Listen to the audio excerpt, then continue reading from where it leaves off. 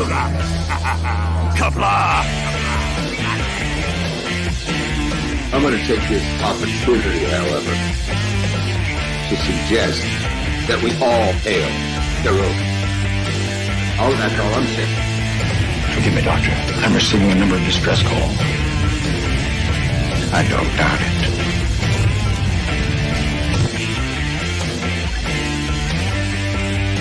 Y'all remember to get your waitresses. Have a mighty fine night. You come in peace, surrender or be destroyed.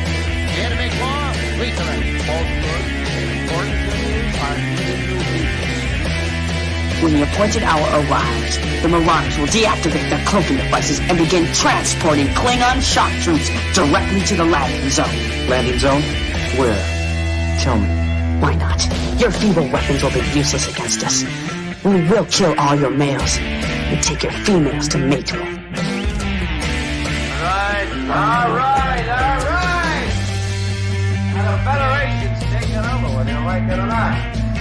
You people, you've been running this planet like a seaport planet. From now on, it's going to be under one roof. You're going to run it like a business. That means you're going to make a profit. Look at these 3 words written larger than the rest. The special pride never written before or since. Tall words proudly saying, "We the people."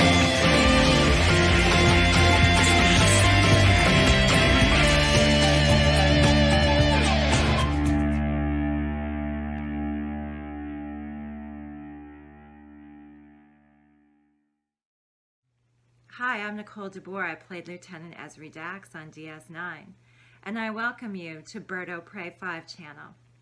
Hail Caroga. Hello world, it's Bird O' Prey 5, Qapla, and welcome to Open Lines Tuesday. Yay! For everybody, this follows our members only live stream. And I'm going to go ahead and put out the link for anyone who wants to join the panel to please do. In the panel today, we are simulcasting on YouTube, Twitch, and Odyssey. But unfortunately, to be part of the conversation, you'll have to be on either Twitch or YouTube. Just the way the cookie crumbles. Richie Poole was first in the chat and says 8th. 54.5 Access Radio says 999. Deej Odyssey yells, "I am Spartacus."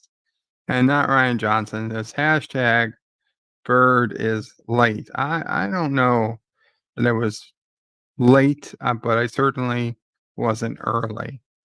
And there I go. I pinned the link to the panel. Mike Richards says, "Greetings from Columbus, Ohio." Greetings, Mike Richards. The Random Menace says, "We just finished the members only stream. Bird will be here shortly." Thank you, Random Menace. Thomas is the brainwashing stream. Absolutely. Free brainwash for everybody involved. John DeMarco says, "Greetings to everyone." Cinnabon says, "You should have heard the horrible things Bird said." Cinnabon Bunny says he's completely okay with Disney buying YouTube. But I don't know how to get it up to show The me. same, okay, Mamo Pray. The same way yours, the same code. Oh, okay. And adjustment. Quantity changed 1 of 2 for M&M's dark chocolate. Okay.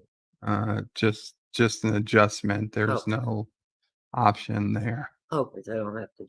You know, But okay, go Yeah. to that screen. I just. yeah, you just swipe and do the showing Mamo Pray how to use my Android phone, which is a little different than her Android phone. So guys, the rumor is that Disney is going to possibly be buying YouTube from Google And Kathleen Kennedy is going to become in charge of YouTube, and the current CEO of YouTube, whatever her name is, I forget. She's going to take over for Kathleen Kennedy at Lucas. So I don't know. It's just a rumor. Take it with a grain of salt. But my source has told me this. So it could be true. Thomas Bott says if he wants to do a three-way, no, I don't want to do a three-way with Tilly and Burnham. Although, I mean, wouldn't be the worst thing in the world. The random menace says yes, the true ruler of Almighty Bird had a stream and his worshippers, Thomas. Deed says that wouldn't be worse. Yeah, that wouldn't be the worst way. No, it wouldn't. It wouldn't, because I mean, in a three-way, 2 5s equals 110. That's how it works. Actor assented, says that's how cults work. Cinnabon says it's even worse, Thomas. Thomas says, so it is a cult. And Cinnabon says, unspeakable things. Josh Street says, Bird of Prey, you're fired for being late to the stream. So put Bird of Prey 6, formerly known as Charlie, on when you get through the opening credits. Thomas Potts says, son of a bitch, actor, you beat me to it. And actor says, we now get an ex-spent bird. Yay, Tuesday, says Yitza. Hey, Yitza, question. In this, son of a bitch, I went. Let me see if I can go back to it. There it is. It's in this Aussie Prey. This was one of the things we were talking about on the members stream. In this Aussie Prey picture, what is it in the what's in the kangaroo's pouch? Is there anything?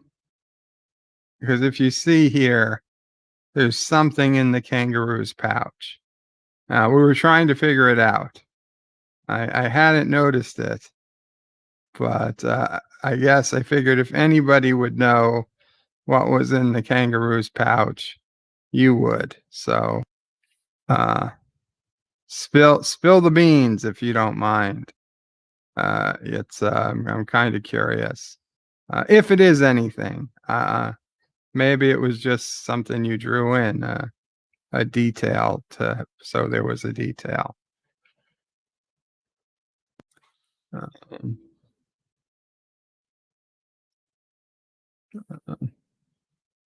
Yay, Tuesday. Yes, indeed.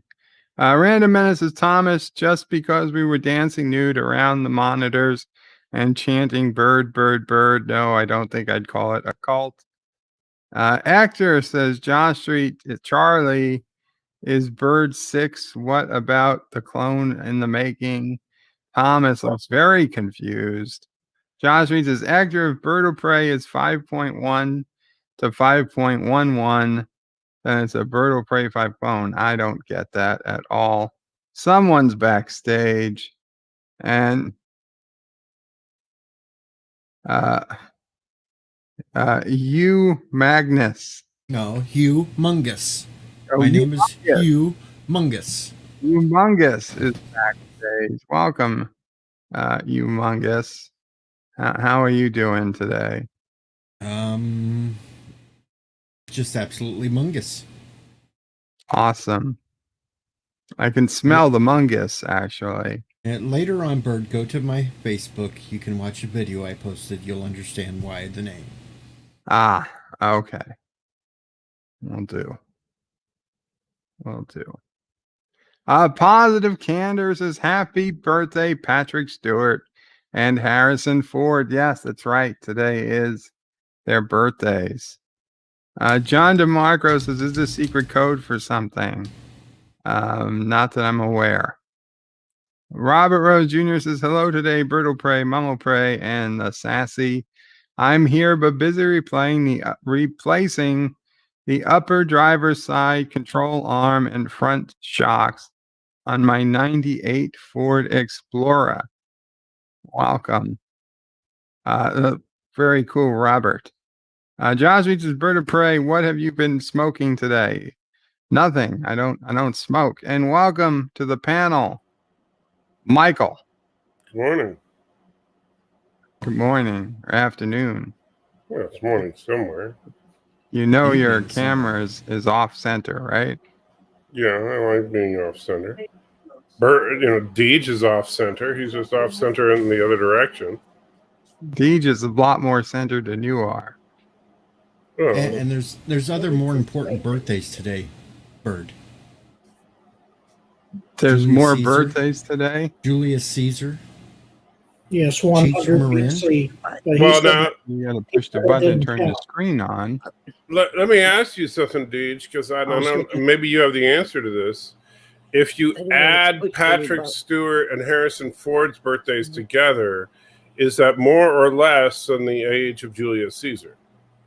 It's less than the age of Julius Caesar, but Are it's close. Okay, I wasn't sure on that. Bird said that Julius Caesar doesn't count because the calendar was different in 100 BC. All right. Well, Cheech Marin's birthday is today too. Yes, Cheech Marin. Yeah. I just don't know if they actually went ahead and updated the date for the new calendar or not for Julius Caesar.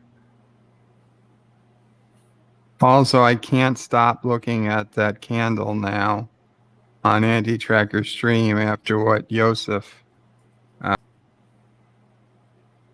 And Bird left the stream. Yeah, cool. Sorry about that. Welcome back. Why'd you leave? Why'd you leave? I hit the wrong button. God The damn candle, the candle did it. The candle did it. Yeah. Eyes This is won't be exactly. responsible. Greetings from the future. This is exactly why I came to the stream, because I wanted to ask you: is this the Beverly Crusher candle? No, this is not the. This is not Are the you rape. sure? The ghost Sub rape Rosa. candle. Sub Rosa. This is Award-winning the rapey ghost candle right here. I don't like the rapey ghost candle. Or sorry, the surprise lovemaking time candle. I don't. Yeah, I Well, don't. it was quite consensual. Okay, there was that was very consensual act with that ghost. Yeah, and Grandma gave her approval. Yeah. Yeah, She died a very happy lady. Don't forget. And And as someone said in the chat, it doesn't matter all these people's ages added up all together. Anti-Tricker's older than them all to get combined. absolutely. mhm. Ita says that's the vagina candle from that actress whose name I forgot. It's what's her name? Pepper Potts. Help me, Gwyneth Paltrow. That. Yeah. What Yeah. the vagina candle? I don't know. Yes. She has in her store. You can buy a vagina scented candle. Are you serious? Made with her Yes, own I'm the deadly essence serious, yeah. of herself. Yeah. I believe it. I absolutely believe it. But these crazy liberals, I just. I mean, there's people that lean left, and then there's these absolutely crazy liberals, and absolutely crazy liberals. I just don't understand. I'm not sure if it has something to do with political affiliations. I think it's just being crazy. Right, but I'm just saying, the crazy. When I say crazy liberal, it's just that people who are insane political left have a special kind of crazy, and it's the kind, and usually you find it in the Hollywood kind of folks, and you see it online in the Steve Shives, Like Steve Shives, I would bet you that Steve Shives would buy a Pepper Potts vagina candle. But you know what? You find similar nut jobs on the other end of the spectrum as well. When yeah, but they're just storming the Capitol building and stealing podiums. I mean, that's their thing. I would say Alex Jones, what he is selling. I have no idea what Alex Jones is selling. He's selling vitamins.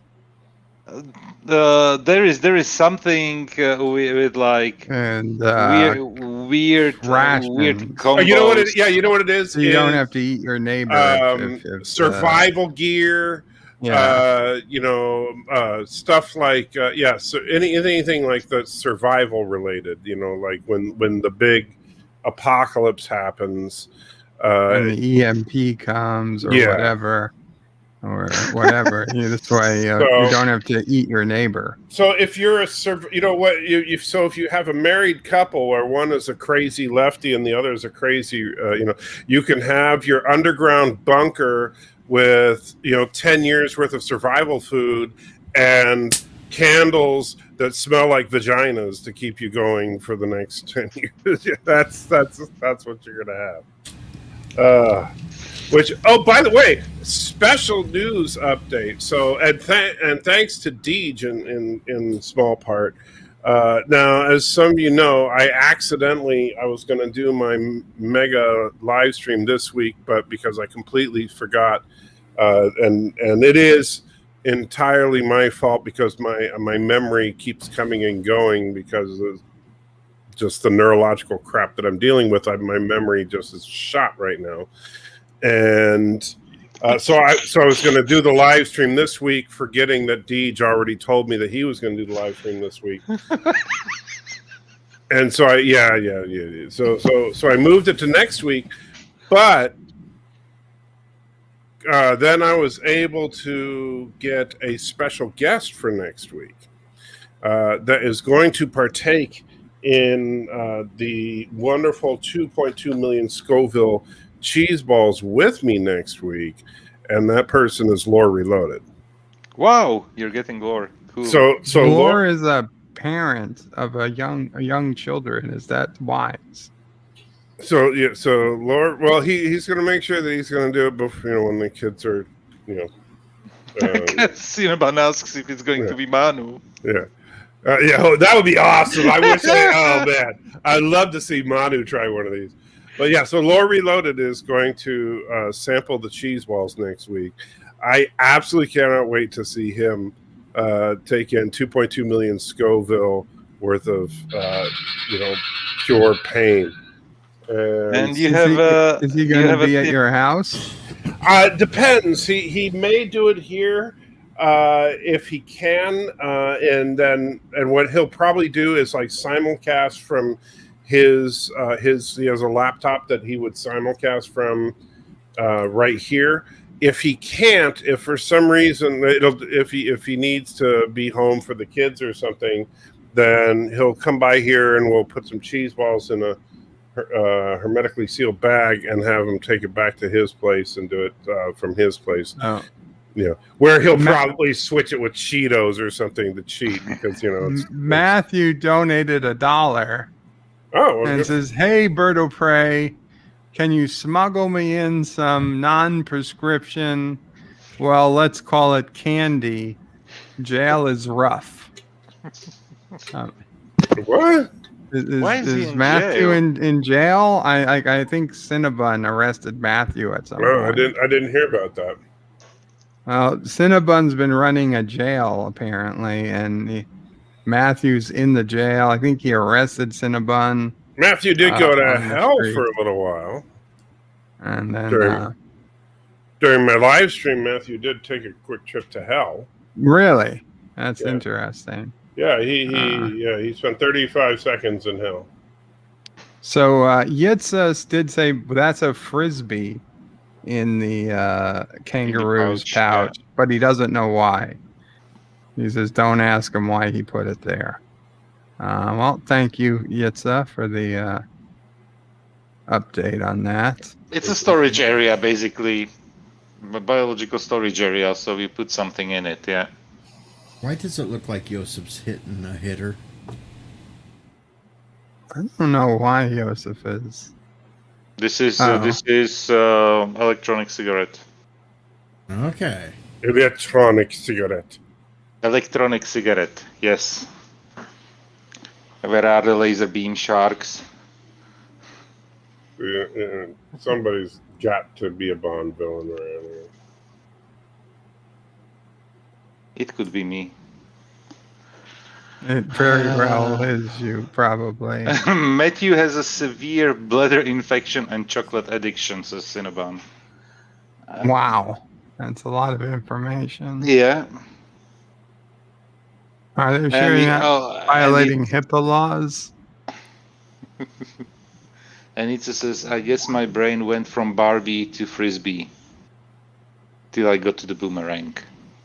So Thomas informed me that Cinnabon was online playing a game called Prison Simulator, and there was a prisoner. He put Matthew in prison there. So there you go. Right, I did see him play that. And He was also playing Cinnabon says prison records are public, yeah. Police Simulator before that. Why would anybody play a prison simulator? Well, you get to go around and beat up prisoners, earn respect from the guards. Wouldn't you also have to watch them how they pay for? There's from the commissary. You've got if you work your way up, you get access to the showers, which is Bird's favorite part. Don't drop. I don't have the game, nor do I intend to get the game. But in real life, you like going to the showers, right? I mean, in real life, I would love to take a shower. You'd like to go to the prison showers. Not the prison showers, just a shower. Well, you just said you would like to. I said I would like to take a shower. That's what I said. In other words, I'd like to be able to stand so I could take a shower. Just tell mom to push you out when it's raining. Mom will probably would push me out in the rain. She's offered. In fact, she's offered many a time to just push me out and then hose me down. Wow, you smell that bad, huh? It reminds me of that when you said that the scene from First Blood, the first Rambo movie, came up when he was arrested. Yeah. Apparently, we've got exclusive footage of Matthew going to hell. I don't know if I should share that or not. Yeah, it's very graphic footage. I guess we can.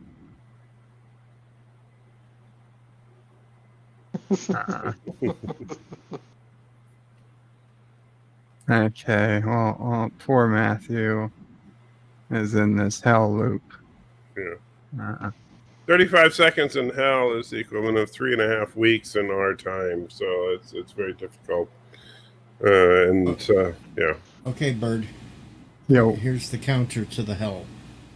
And something to make you jealous. Sure. Oh, whoops. With both hands holding my ding-a-ling-a-ling, oh, my ding-a-ling. There, I'm in the shower just for you. Oh, won't you play with my ding-a-ling? I think the stream. And then the camera pans down and a new low for the stream. The camera never panned down. Miss Londell, it's Groovy Movies. So it says, Anti-Trigger is getting boinked by a space alien. Are you? You're not denying it. I think it goes back. I think it goes back to the candle. No, I'm not being boinked by a space alien. The only person I boink is Mrs. Anti-Tracker, and I'm fairly certain she is human. Is she getting boinked by a space alien, though? Only if I'm a space alien. Are you? Not that I'm aware of. But you could be. Well, only in the same way that you could be. I never said I wasn't. Well, then perhaps you are. So Bird of Prey 5 just admitted that he's a space alien. Well, like John Lamar in the Orville, he said he was a spaceman when they were gonna fry his brain. Well, that was a fictional character on a TV show. You're a real person. And you just said you're a space alien.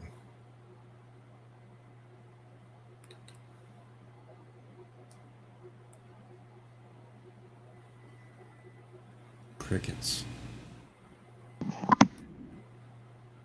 Crickets from the future.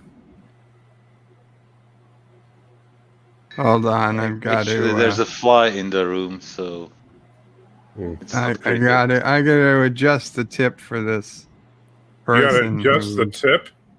How to adjust the tip, Mama Prey? You need to adjust the tip? The order What are Mama you Prey doing? put in for food today, a grocery bill. And you're tipping the delivery person? Yeah, but a lot of stuff wasn't available, so apparently her tip dropped to like $3 and change. So we need to add to it. You know, I have a problem with tipping people. Like, I don't know. I like for delivery. Sometimes it's like, you know, why should I tip you just for doing your job?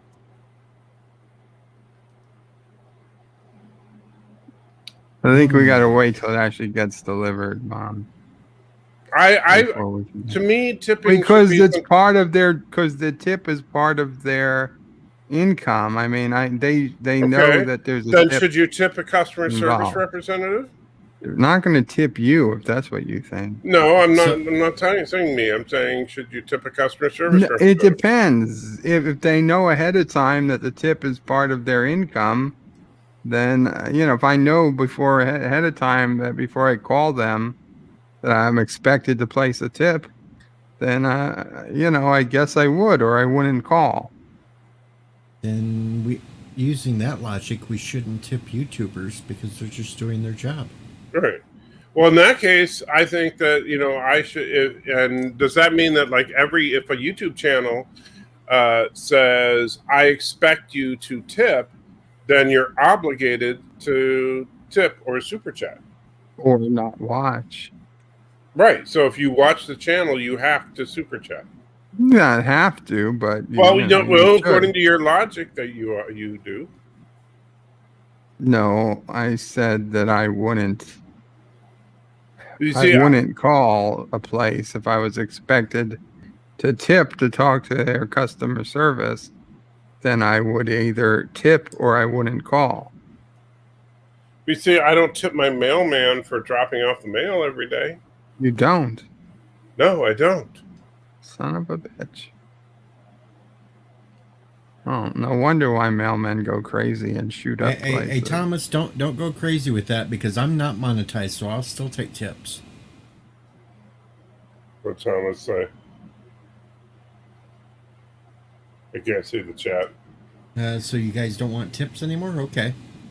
No, and that's not what I'm saying. I'm just saying that as far as run of the mill jobs, I don't have a problem with tipping. I'm actually a very generous tipper for the most part. Sure you are. I actually am, but I don't like the idea of when you're tipping for the mundane. If somebody is simply delivering a product and wait. Okay. And there's no above and beyond. There's no great job there. There's no measure of this was done in an excellent manner. Then what's the point of the tip? The tip to me is supposed to be an indicator that I really appreciate what you did. And that's why when I go to a restaurant and the server is very attentive, the server if I'm drinking coffee for breakfast, if my coffee cup is never empty, if they're always attentive and making sure that I got everything that I need, if when my plate is empty, they're there to collect, and the check is there when we're done eating, and they make sure if we need a to-go box, all that, and all that, they're being friendly and all that all the way through, as opposed to they show up, they take your order, 20 minutes later, they drop off the food. They never bother to check on you. That's going to make a big difference on the tip. But if I call up a store and then they drop it off 20 minutes later and there's no other interaction, why am I giving you a tip? Okay, well, How about so pizza delivery? This isn't a store delivering, it's Instacart. For the last 30 minutes, this person has been working this order, changing out items that haven't been in stock, making changes, been in constant contact with us, and is now putting the items, is now waiting online to pay for the items, going to put them in her car, and then drive them over there. They called you to change things around and stuff? Well, they do it through the app, but yes. Now you see that's fine. And so if they're in contact with you and they had to make adjustments and stuff like that, that's fine. Just like did you hear about what happened with the chocolate that I ordered? No. Okay. So this is a great example because on Thursday of last week, I ordered a chocolate bar called Satan's Pleasure. Really looking forward to trying this chocolate bar. Really looking forward to trying Satan's Pleasure. Yeah. So these cheese balls are 2.2 million Scoville units. They're ridiculously hot and spicy, right? Satan's Pleasure, the chocolate bar, is 13 million Scoville. It's like off the charts as far as heat, and so it's part of the whole fundraiser thing. So I ordered it on Thursday. On Friday, I actually got a call from the owner of the company that makes this stuff. And the reason he called me is he says, look, we're getting ready to ship out our product this morning.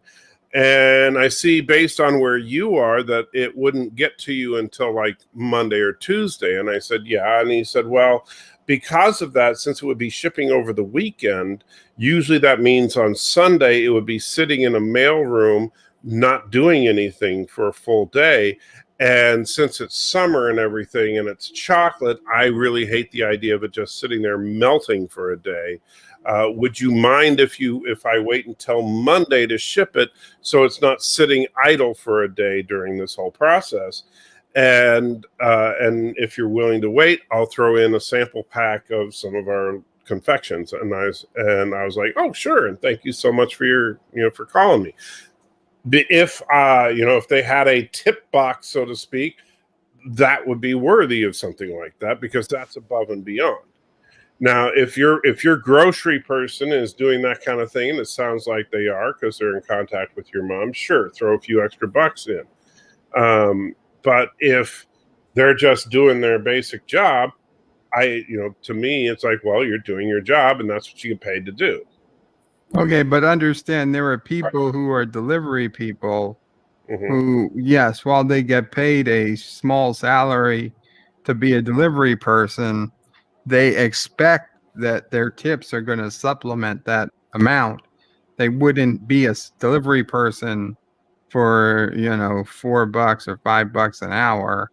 I get that, but and here's the flip side of that, Bird, and this is where, because I was a delivery person for a while.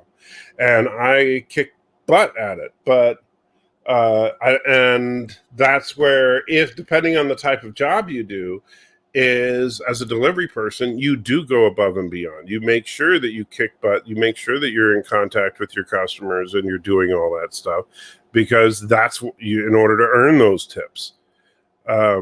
Tips need to be earned. That's my whole point with it. Is that I don't believe that tips should ever be expected. They need to be earned every single time. However, in my opinion, or at least for me, I'm very generous when tips are earned. How do you earn a tip if you're delivering a pizza? If all you're doing is deliver pizza, do you go above and beyond every single time to deliver a pizza to earn a tip? You do. I mean, what you just deliver the pizza without it falling out of the box on time First isn't of all, really seeming like going above and you beyond do to me. things like, well, actually with pizza, it's little things that you do that make a difference. For one thing, you run, not walk, from your car to the door of the house. You are sharply dressed, not sloppy. When the person comes to the door, What does it matter to me how the person is when the dressed? person comes to the door, you energetically, not lazily, say, "Here's your order, sir, ma'am. I got it right here. Here's the pizza. Here." You tell them what the pizza is: pepperoni pizza with blah blah blah blah blah.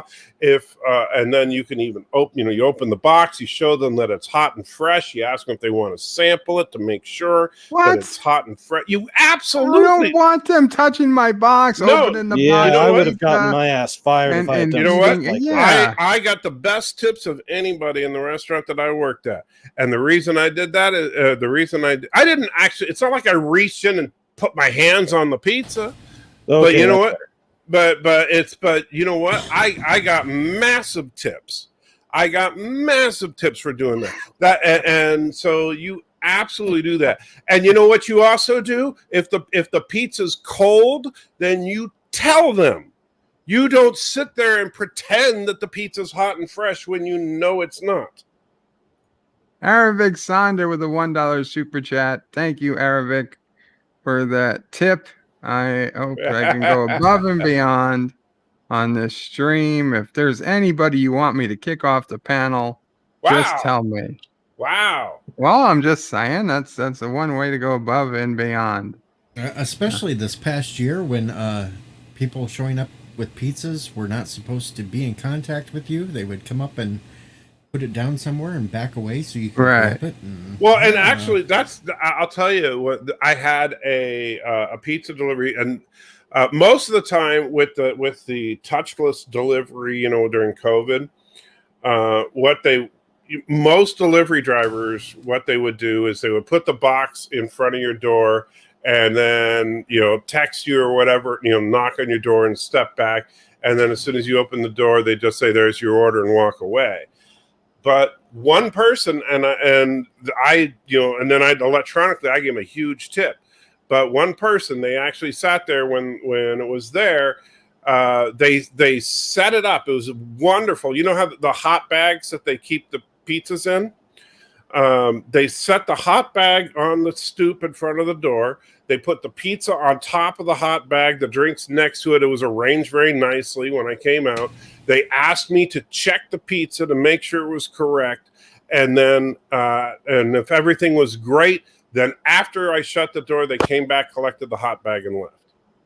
And so they actually engaged and talked to me and made sure everything was good before I left. Just because they had to maintain a 6-foot distance and everything doesn't mean you don't engage the customer and have good customer contact. Yeah, that makes a lot more sense in that respect. Right. But real quick, I'm actually working at the moment. So, Bird, two things. Hey, go. Sorry about not saying. Sorry, I didn't mean to ramble on. No, that's fine. Tipping's one of those weird things. It's either really, really good or really, really bad. And working. Before the COOF, I did do pizza delivery to supplement my income before I finally got my job that actually pays me pretty decently. Dog, be quiet. I'm sorry about that. Okay, Bird. I have started watching the original series again, and now that I haven't watched it for a very long time, so I started with the Corbomite maneuver. Yes, I love it. It's great. Second, I didn't give Lower Decks a chance. I only watched the first episode. Stopped watching it, but I decided to go in and watch it with the intent of thinking, A, it's not canon, and B, just treat it as what it is. Silly, stupid fun. And I have enjoyed the living crap out of that show. It is hilarious. It's just so unrealistic that any of these dipshits in the Lower Deck would become even just the most basic of Starfleet officers, and ends, and it just it's funny, and it made me laugh, and I have enjoyed it in that respect. And there goes my doorbell again, and my stupid dog's going to go crazy. So I'm going to take off. Thanks, guys.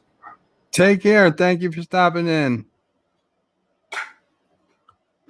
Professor Brainy Specs, Qapla, Professor Brainy Specs. And you got another tip from RXP. Speaking of RXP, Rock Solid does say, do you give your mail carrier gifts for the holidays, Anti-Tracker? During the holidays, it depends, because the problem is we don't have a regular like mail person like a lot of places do. We get different people all the time. RXP donated $5 and says, can I really request someone be kicked off? You can request it. I just don't promise. Fine. I know what I'm not. I know what I'm not wanted. I'll leave. I'm not kicking anybody off. No. You can kick me. You can kick me because I just got an offer that I can't refuse. So. Chicka wow. Yeah, we know what kind of offer that is. So and Aussie O'Prey donated £2 sterling and says, "Hey Bird, please mute the evil dictator of turds." All right, fine. Goodbye.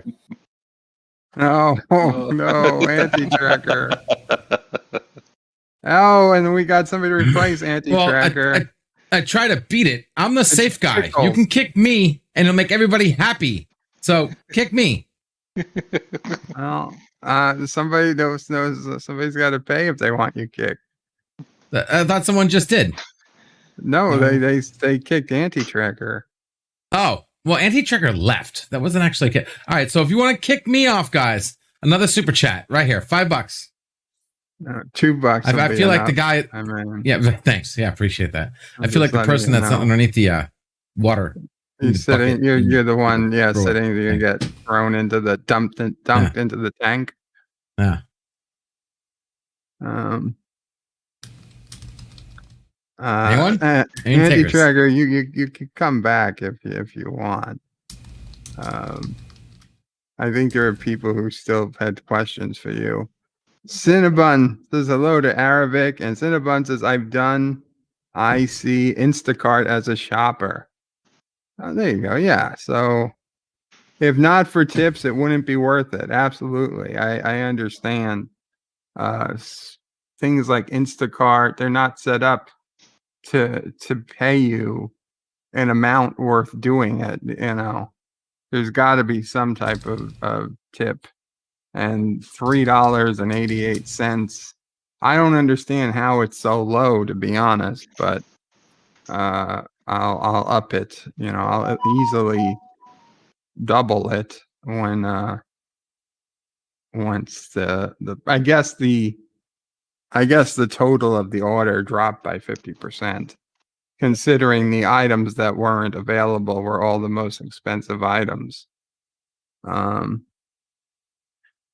Anyway, Ms. Londell says, sounds like Bird's delivery person is in fact earning his or her tips. Oh, they are. They were definitely being good. And welcome, Mr. Londell, to the panel. Hello. How are you doing today, Mr. Londell? Oh, peachy. As always. And you have another tip from Streamlabs there. Another tip from Streamlabs. Manifesto donated $5. Says I can take pickles a hit. I can take a hit. Panel. Bye, pickles.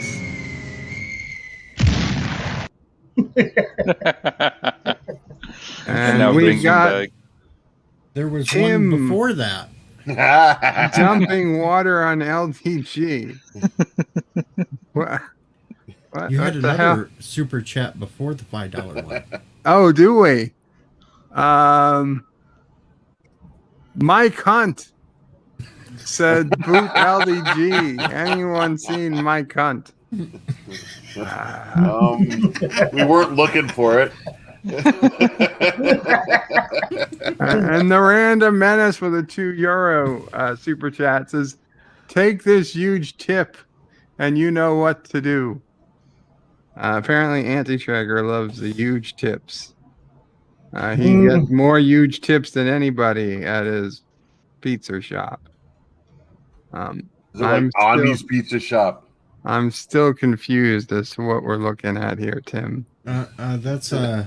CCDV's shower. Oh, is it Mr. CCDV shower? It's just me beating a dead horse. That's all. Now, who did we lose just now? Nobody. Tim just changed the graphics. No, we went from 6 Yeah, there to were 5. 6. Yeah, I don't know. There were 6. I gotta go to YouTube and go back. Positive candor. Positive candor dropped.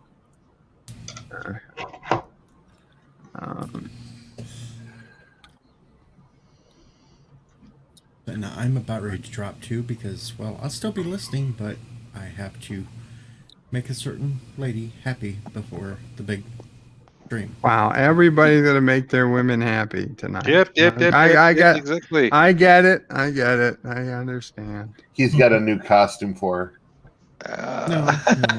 No costumes. Just a birthday suit. And Eastland says the point is customers should separate out the factors the delivery person or whoever cannot control. I agree, Eastland. It's not the delivery person's fault if the wrong pizza it comes, unless they're specifically told to check the pizza, which they usually aren't. Usually they're given the pizza to bring, and they're supposed, they're not supposed to open the box. Around here, they drop it on your porch. Get it all shitty. If I order a burger from McDonald's and it's got pickles on it, I said no pickles. I don't want the delivery driver opening my burger and looking for pickles. It's McDonald's job to take the pickles off, not the delivery driver. Things like that. I don't blame the delivery driver. And to be honest, it upsets me on like Uber Eats and stuff when I'm not sure if I'm putting in a bad rating, if it's going to hurt the delivery driver or the restaurant. That's that. Random Menace, one of the many cats of Yosef. Can we get? Oh, yeah, get the kitty. Hey, kitty. Hi, kitty. Oh. Joseph, don't you have to go make somebody happy? Everybody's got to make somebody happy around here, I guess. Not that I have to go. I want to go. Oh, you want to go? Exactly.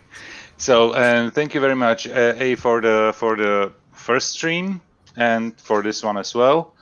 Take care, everybody here on the panel and everybody in the chat. Take care, Joseph. Take care. Bye-bye. Bye. Carlos says, wait, you meant to tip him? Then what's the delivery charge for? Usually that's just a little bit, Sometimes to pay the delivery person, sometimes just extra money for the place of business.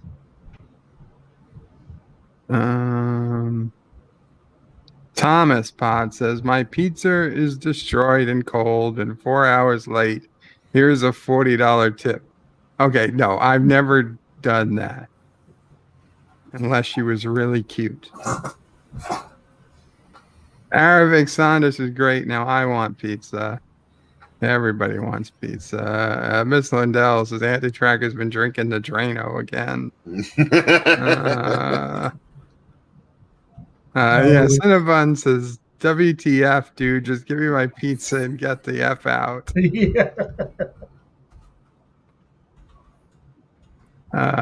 Al Carlos says the tip counts, so of course it counts.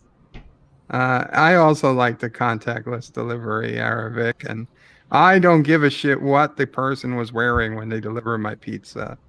I've dressed lazily. That doesn't really... I mean, I understand a lot of what Anti-Tracker said, sure, but It No, really me is neither. not going to affect my tip as to how they're dressed. Yeah, I'm same not going to here. like, oh shit, look at how spiffy this delivery person's dressed. Let me get an extra $2. Wait, Yes, Mama, pray. there was one delivery guy Uh-huh. that looked so bad. I did not want to eat the food he delivered. And your sister was here that day, and I don't think she did. He just looked like so dirty, and so Ugh. we never ordered from that place again. Well, okay, okay, within reason though. I mean, Yeah. I'm not gonna hold back because somebody's wearing jean shorts and a t-shirt versus a collared shirt and khakis when they deliver pizza. That was just anti-Trekker being anti-Trekker. Looked like he Okay. wore I think when Andy Trekker orders a pizza, he sees this. And it is a fractal of pizza. It goes on forever. Cinnabon says, if Anti-Tracker delivered my pizza and started it on that speech, I'd be suspicious to accept it. Yeah. Yeah, me too. Like here sounds like a used car dealer trying to sell me pizza. No offense, Anti-Tracker, if you're listening. Or he might be seeing that. I think you're overselling it.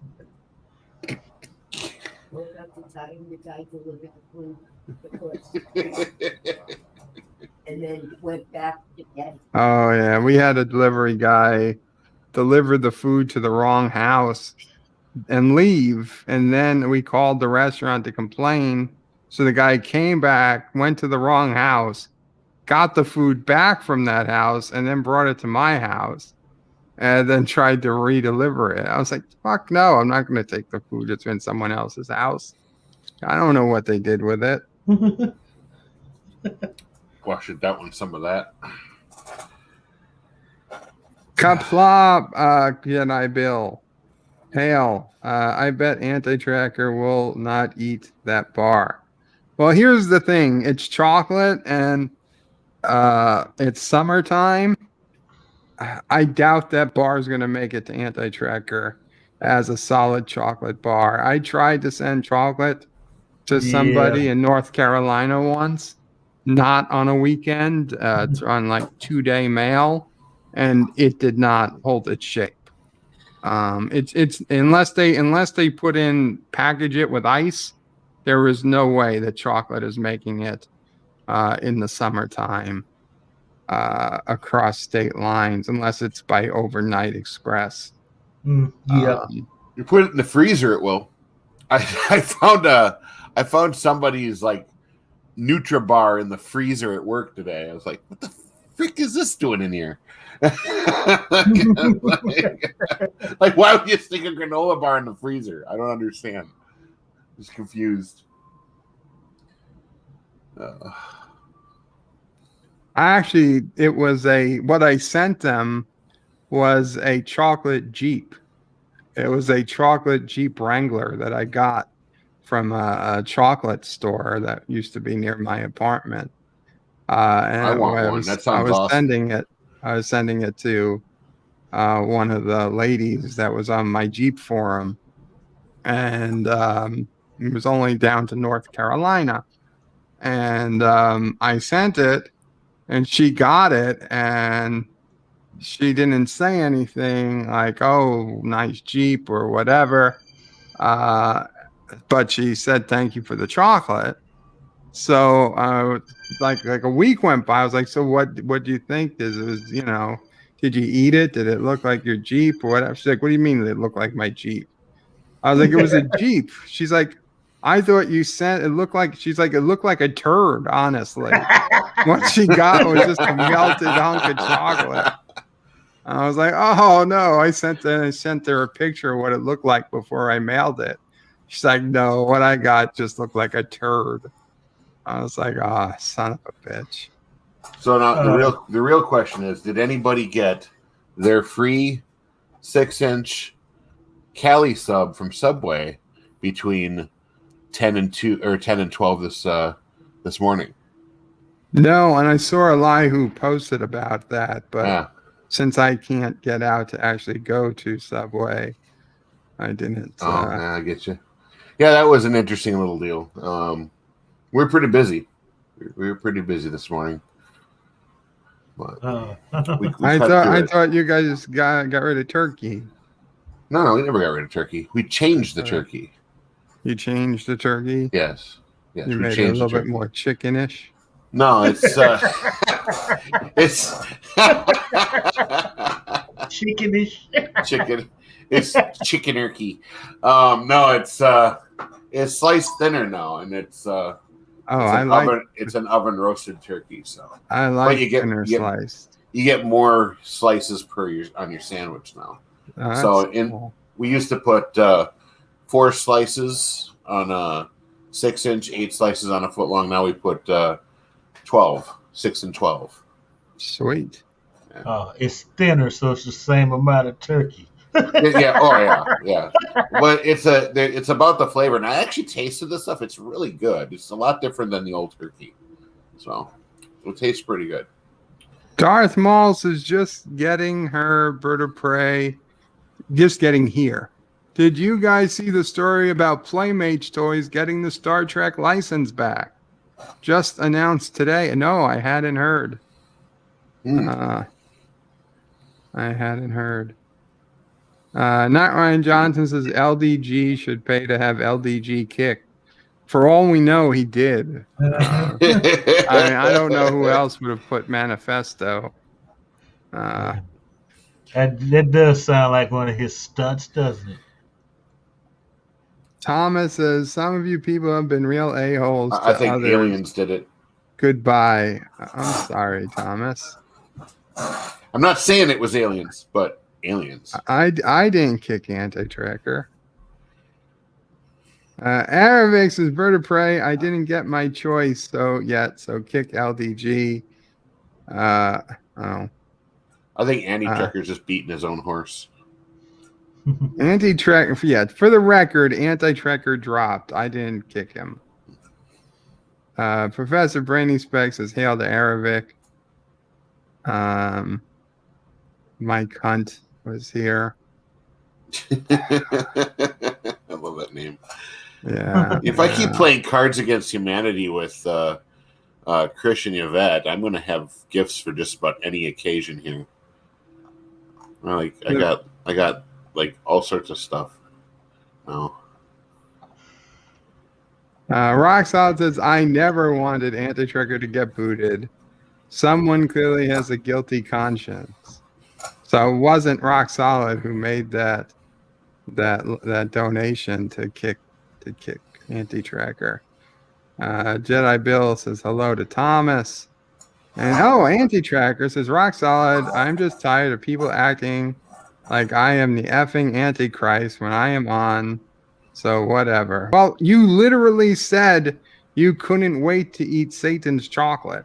Yeah. So, and you have anti in your name. What do you expect? You're going to be anti something. We're not calling you the Antichrist. You're the anti. Well, you call yourself should the change your Antichrist. name from the Anti-Tracker to the Antichrister. I think you should call himself a multi-tracker. I like that. One day when he put 3 of himself on the screen, that worked. Aravix has come back to Anti-Tracker. And come back LDG. Just joking. Cinnabon Bunny says Deej is watching all the Jodie Doctor episodes tonight. I don't know. He might be. It's probably why he was so busy and he wanted to get out of here. Anti-Tracker says, Aravix under, sorry. When the pitchforks and torches are coming out, I am gone. I am tired of being ganged up on. Oh, come on, Anti-Tracker. You drama queen. Yeah, man, I didn't even get on yet to pick on him. I mean, seriously, we've all been picked on. You led. The pitchforks are nothing. Pitchforks. I'll just drop this on you. You led your share of pitchforks. I got plenty. And Deej is saying he is not watching the so-called doctor. Now, questioning her credentials as a doctor. Wow, Deej. Very sexist. Who's the doctor? I don't know. I missed it. Jodie Whittaker is the doctor. Oh, that doctor. Oh, yeah. Whatever. Darth Maul says you missed my chat. Darth, if didn't you ask about the Playmates thing? I might have missed it the first time. Yes, I did. I did the Playmates toys.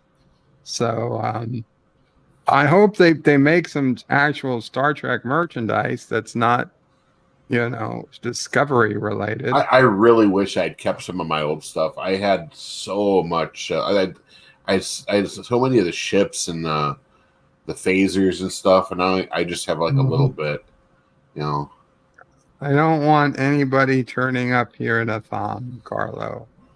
I don't know. Oh, the delivery person? No. I had a customer come in a thong. Like, whoa, pull your pants up, girl. You're not impressing anybody. Carlo Albanese says Infinite Pizza, Homer Simpson's best impression. That's some disturbing stuff, says Darth Maul. Nerdporeal Lifeform says, hey, Cinnabon, how are you? Qapla, Nerdporeal. And he also says hi to Carlo. I gotta put that spiraling pizza back up. That's actually pretty good. Qapla. I gotta save that one. That is a good one. And I'm not even a fan of pepperoni pizza. I'm not really big on pepperoni either. I like other things. I know some people are gonna be like hating me for saying Canadian bacon and pineapple. One of my favorites. Yeah, keep the pineapple to yourself. but make that bad boy a kitchen sink, and I'm there. Oh, you mean like the whole shebang? Yeah, I like those too. I'm not really picky. Says Subway tuna is a lie. Oh God, here we go again. Here we go again. I don't have a package to show you guys, but I'm not going there. I'm not going there. You believe what you want. Anti-Tracker says if it's 3D printed turkey flavored protein. Oh, the new turkey at Subway? Not to my knowledge, but then again, it is sliced turkey, and God knows where they get the sliced turkey from. And I mean that anywhere, even in your local deli. Cinnabon says chock full of dolphins and manatees. Dolphin is the brand name. It's dolphin free, is what it's called. Dolphin free. Dolphin free, dolphin tuna? Yeah. Dolphin free tuna. Aravic Saunders is great. Now I want a Subway sandwich. John DeMarcos is full of dolphins. Boycott Subway. So dolphin free. So that means what? You got all these Polynesian guys on a boat. We freed the dolphins, man, to get that tuna. So they're catching the tuna the old-fashioned way. Maybe. With a hook and a pole. I couldn't tell you. It's. I will say it is from the Philippines. So. Darth Maul says, in celebration of Subway's new menu, Jared got a different footlong. Joe. I'm sorry. Who is this Jared you're talking about? Yeah, who's that Jared? Yeah, that's you don't want to remember who that Jared is. The fat guy that ran the nudie place. I'm sorry. Who is that? I don't know who you're talking about. You're right. You guys. I don't think he can acknowledge Jared's existence as a Subway. I know. That's why I'm fucking with him. I know. I don't personally care, but officially, I don't know nothing. No, I've never heard of this. Actually, I don't even think corporate-wise they even give a crap anymore. But my local franchise, I guess, my manager told me that one of our higher up managers was actually friends with the guy, and when that whole thing went down, he was just mortified, and he just never wanted to talk about it again. He was kind of in shock over it. So, and that manager of mine is a real nice guy, so it's a real nice family guy, and he was just like, "What?" So, I feel bad for him. Well, as you know, guys taking that kind of stuff too serious, I guess. Oh yeah, no. I mean, you guys paid him to do the commercials, okay? Yeah. Well, and the thing is, you never really know somebody, even through the workplace. I could tell you, I worked with dozens of different people. I don't really know them. I know them at work. I don't know them at at their home life or what they do outside of it. So you're really not going to know them, even if you get close to them at work. It's it's a crazy world out there. It really is. Nah, it's just a world. Yeah. And just because a guy looks good in a suit and tie doesn't mean he was a good guy, All right. Yeah.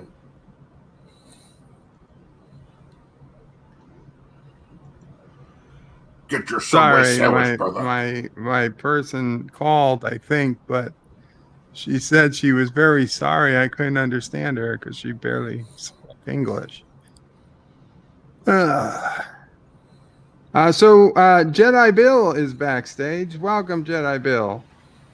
It's the Bill of Jedi. Jolan True. Huh? How you doing, Jedi Bill?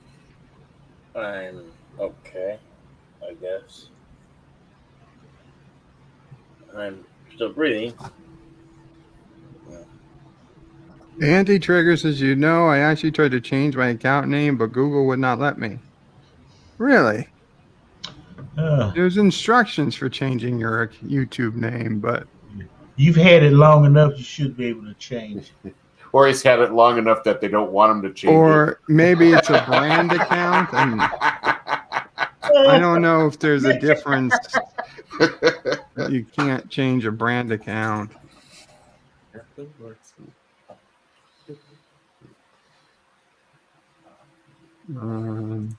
You can't go incognito any tracker. It's just not allowed.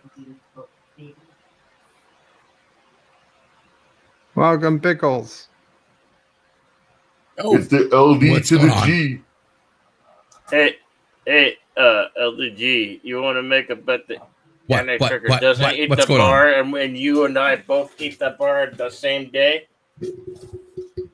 Oh, God. All right, everybody wants me to do the hot sauce challenge. First, it's Anti-Trucker. Now it's you. Listen. Okay. No, the bar. I don't know. The candy bar. That bar that LD, it should be a the hot bar. The 50 billion Scoville chocolate bar. Yeah, I don't know. It needs to be, LD, it needs to be a competition for the super chats. You and Noah can do it well, I mean, better than he could. As long as I don't make the same mistake I did on the chip, I'm sure I'll win. Yeah, I just don't think Anti-Tracker will do it. So. It's okay. And I know. I don't want to wish that on anybody. Like, okay, even you know how hot that shit was. Okay? Yeah. It's hot. Hey, look who's back. Since you guys were talking about damn hot. I say, so Jedi Bill, I figured I'd show you this. So I got the 2.2 million Scoville cheese balls right here. Okay. Oh. So cheese balls. Yes, 2.2 million Scoville Carolina Reaper cheese balls. I don't know. And we can see it. All right, it says the hottest balls you'll ever put in your mouth. Right. Then of course we got the 8 million Scoville little nitro right here. And then it should arrive probably today or tomorrow. I do have Satan's you can get rid of the full screen. The Satan's Pleasure, which is the 13 million Scoville chocolate bar. I hope it arrives as a bar. I do too. Because and Lore Reloaded is going to be participating with me, and I was hoping LD will be as well. So we'll be definitely putting some suffering on next week. When are you planning on doing this? Is there a date already set? Yeah, we're going to be starting next Thursday or Wednesday night. At about 9 p.m. is when I'm starting it, and I'm going to be running until Friday night at 9. Whatever you do, don't. Oh, so this hot sauce thing, this hot challenge is during your 48-hour stream next week. Yes. So you can pop in. You can pop in LD whenever you want during that time, as long as I don't. I need to get some balls though, or whatever. Yeah. You do need to get some balls. I got to get some more balls. Sorry, I clarified. Okay. So you need to get either the Carolina Reaper. I sent you the links for them on Discord. Yeah, I got them. Yeah, so either get the Carolina Reaper balls or the Satan's Pleasure chocolate bar. I would say the Carolina Reaper balls are cheaper and easier as far as shipping. 2.2. That's like nothing. I mean, I was doing like 5 million Scoville chips. What's the number 12? So what was the number 12 is like 5 million. Yeah, sure? If you add up all you did two shot scoops of that in back the first 10 minutes. Yeah. Are you sure it's that high? Yeah, well, because you got the 3 million extract, but then you also have all the peppers and everything. If you add them all up, it's about 5 million. Tim, are you guys still giving the Carolina away free Reaper subs? alone? No, that ended at 12, Bird. That ended at noon. Okay, Arabic. No more free subs for you. Yeah, we had a million total sandwiches they were giving away, and they did like 50 per store, is I think what they were figuring out. So every store had 50 that they could give away for the 2 hours. But yeah, I would strongly put that level 12 way ahead of the chip that you did. Oh, even way ahead of the gummy. I'd rather do the gummy than the 12 level hot sauce. It all depends on, it's funny because some people with the way these hot challenge, because I was even talking to, because I talked to the owner of Blum, which is the company that makes the Satan's Pleasure. And, it's like when we're comparing like the one chip challenge to the 13 million Scoville Satan's Pleasure. And because some people really struggle with things like the one chip challenge, other people really struggle with things like the chocolate. And it just kind of depends on the individual whether or not you react more negatively to things like powders versus creams, because that's the difference.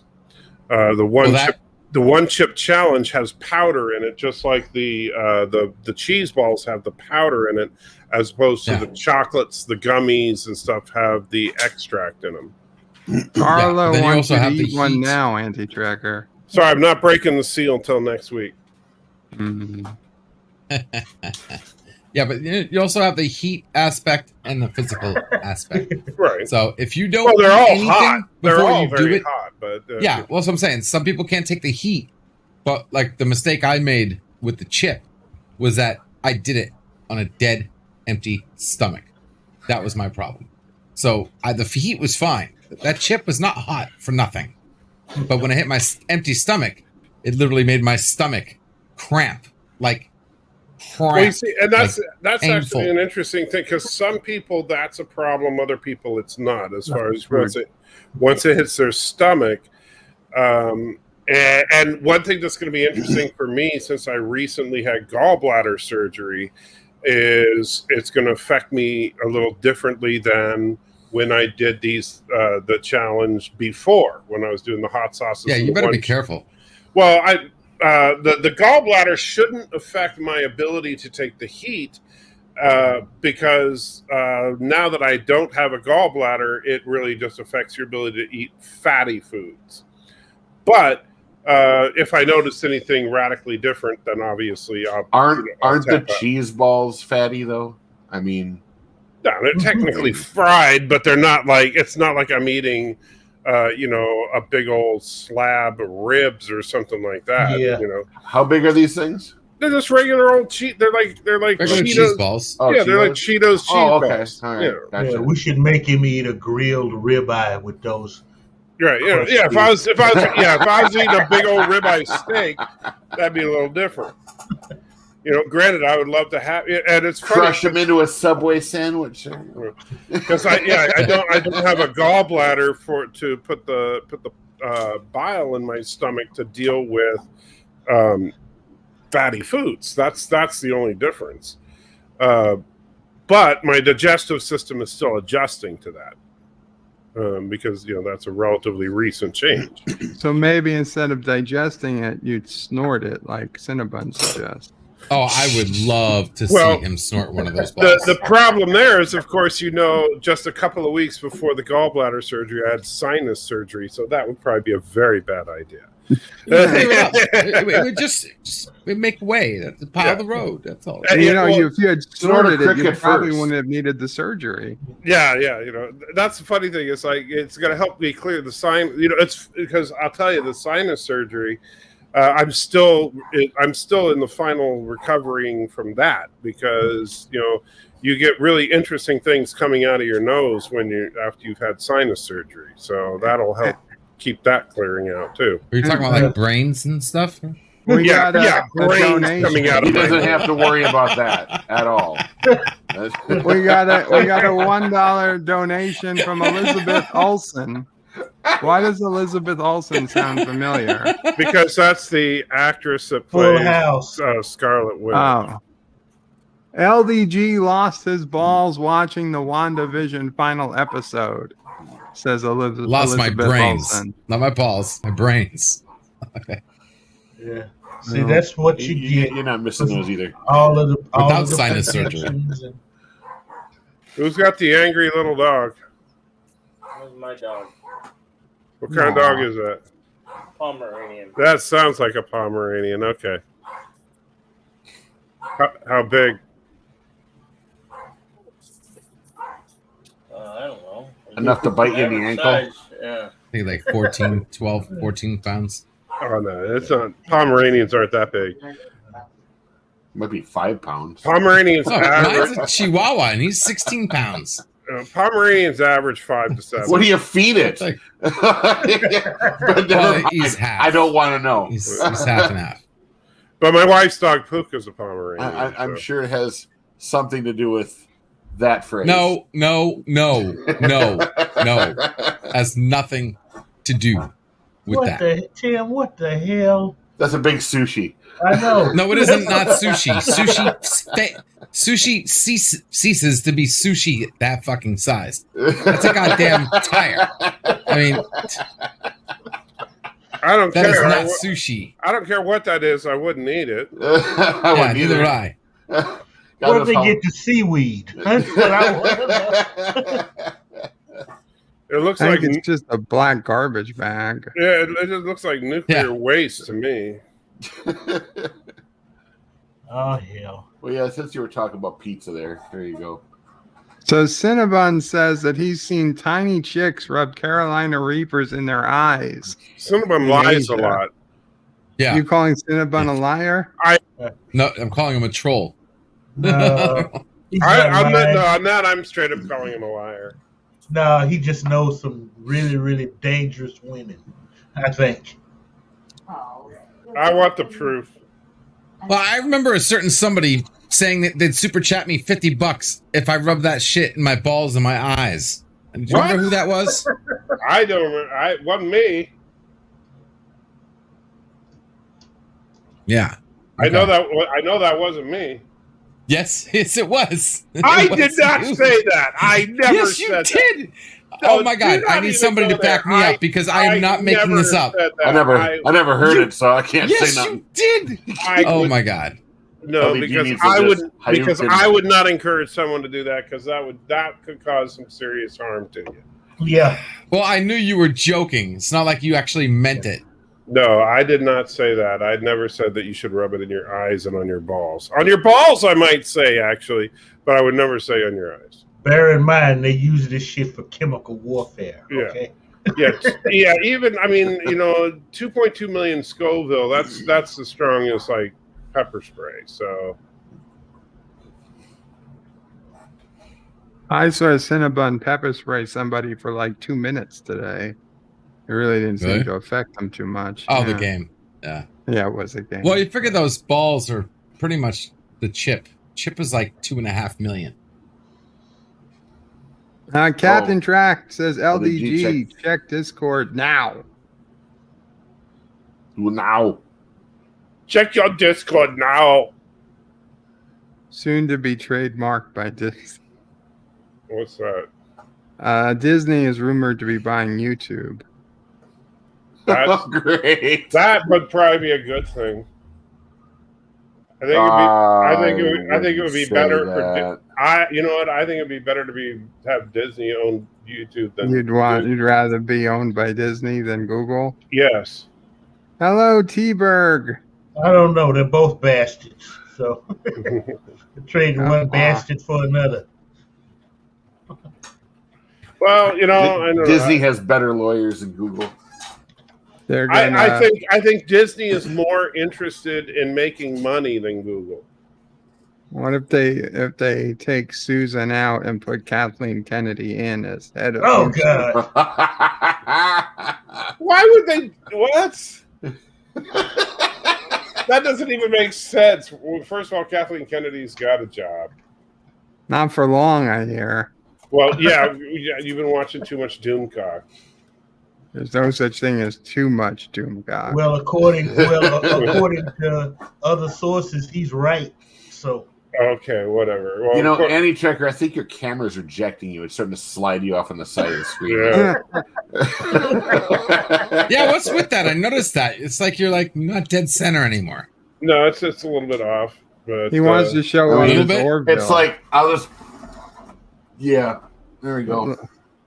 Look at all those fancy ships he's got behind him. Oh, big whoop.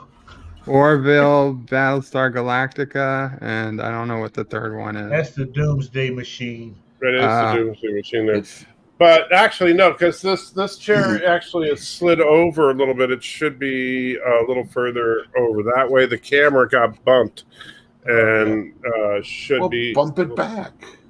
Well, you do realize. I mean, I know that a lot of people like to make fun of me, and yeah, it's real fun to pick on Andy Trekker, blah blah blah. Yes. But yes, it is. I can barely. This chair is the kind that actually lifts up and down. I can barely frickin' move, and everything I do it hurts like hell.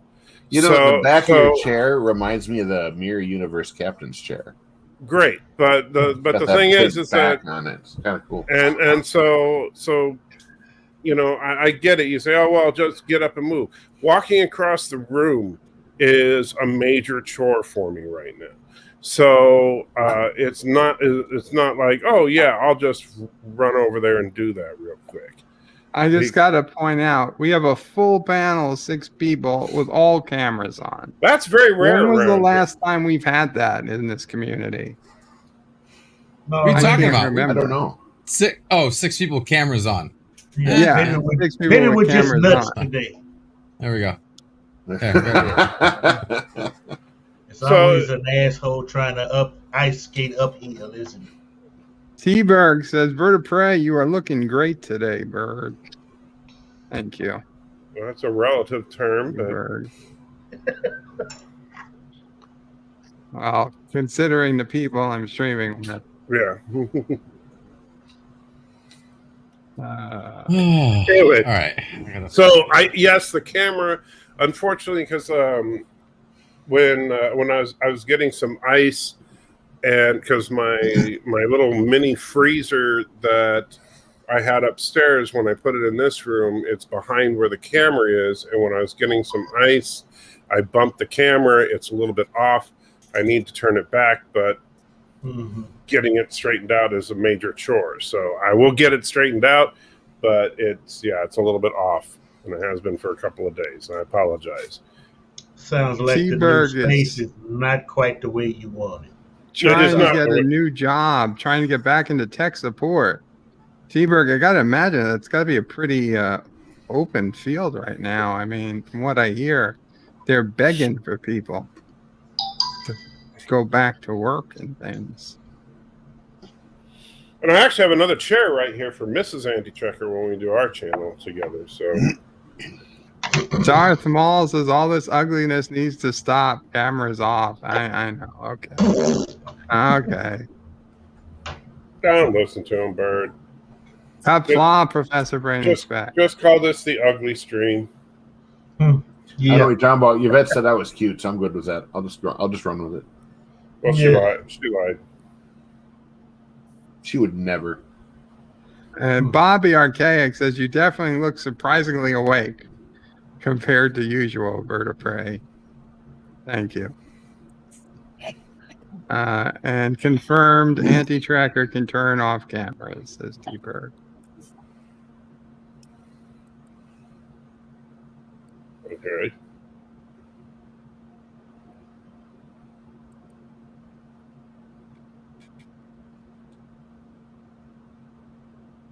Sorry about that. Coughed. Where are we? John DeMarco says, welcome to Professor Brainy Specs, who's back from work. Qapla, Professor. And T-Berg says, and the camera in front of Mrs. Anti-Tracker, a cardboard proxy. Wow. Have you done a stream with Mrs. Anti-Tracker yet? Not yet. We actually, it's funny because we recorded a video, but the audio sucked, and so that's part of the reason that I have a different microphone here. Because then got a little microphone stand, took the microphone I used to have right here, set it up on a little stand over here for her, and so now we're going to re-record our first video with her in the next day or two so that we can get it on the other channel, hopefully soon. Cool. Mm-hmm.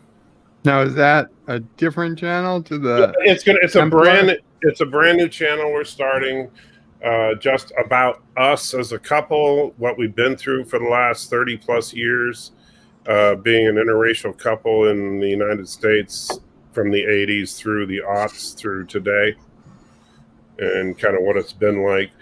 And so our first video that we're doing is kind of just talking about like the Lovings, which is a couple that most people don't know about, but they're the reason that our marriage was forced to be legal by the Supreme Court, even though you should have asked me. Even though it was still technically illegal in 3 states when we got together. Loving v. Virginia. Okay. Wait, what was illegal in 3 states when you got together? Our marriage. Being an interracial marriage. Yeah. But the what, because of the race or because of the you force her or because of the race or something weird? No, too much because he laws. forced her? Is that what you asked? I don't know what the, I'm just trying to think of a because what are you trying to say? Yeah, apparently forced marriage is illegal. Forced marriage is legal now, I guess. Yeah. I don't know what part would be illegal. Yeah. The race part doesn't make sense to me. I know it doesn't make sense to you. But it's actually an interesting story because the Lovings, they went to the Supreme Court just months before I was born, and their case was an interesting one. They got married in Washington D.C., where at the time it was perfectly legal. They lived in Virginia, where it wasn't legal. And so they got married, they went back home to Virginia, and they ended up getting arrested. And so they took their case all the way to the Supreme Court, and the Supreme Court ruled that the states did not have the right to ban interracial marriage. And it took until the year 2000 before the last state, Alabama, struck it from the books. And even then, it was a close vote. What happened to we're the same race? Huh? The human race. We're the same race of humans. Interracial marriage was illegal in Alabama until 2000. But it was even though it was not enforceable because of the Supreme Court rule, right. It was voted on in 2000, and it was a close vote. It was an unenforceable law on the books, but yes. So are there laws like that for homosexual marriages too? Then, or? There probably are. There probably are still a few out there right now. Yeah, I don't know because honestly, it doesn't impact me. Right. I'm sure there's some for You know, For that, and that's family not what members and that's not marrying what each our other channel's about. You know, if I'm sure that if you know, there are probably gay couples out there that do channels about that, and they're probably talking about that kind of thing. Until like the 1980s or something, it was illegal to be a gypsy in New Jersey. You weren't allowed in the state. Mm-hmm. And now they want to call them Roma, but Roma is actually only one of the two tribes of those people. Right. So those it's people. Well, you see, Bird, you're just a horrible see, the thing person, is that if you when you say gypsy, Oh, geez, here we go. people get angry because like, oh, you're not supposed to call them gypsy, you're supposed to call them Roma. But Roma is only one of the two tribes of the people that were described as gypsies. So you calling the people who are non-Roma Roma, they get really pissed. So what are you then? I don't give a shit because I'm not gypsy or Roma. I'm just saying. You just said you were. No, I'm just I don't give a acknowledging shit. the fact that there's no good word to call the people of that background. Yeah. Okay, one group is called Roma. What's the name of the other group? I don't know. Non-Roma. That's how you refer to them. Okay. Noma. Instead of saying Native Americans, say Lakota or Alabama Coshada, wherever they come from. Okay, that you know. Come on. Just call them whatever they want to be called. My people don't care. That's even better. That's even better. Yeah. You can call us anything except for late for dinner, right?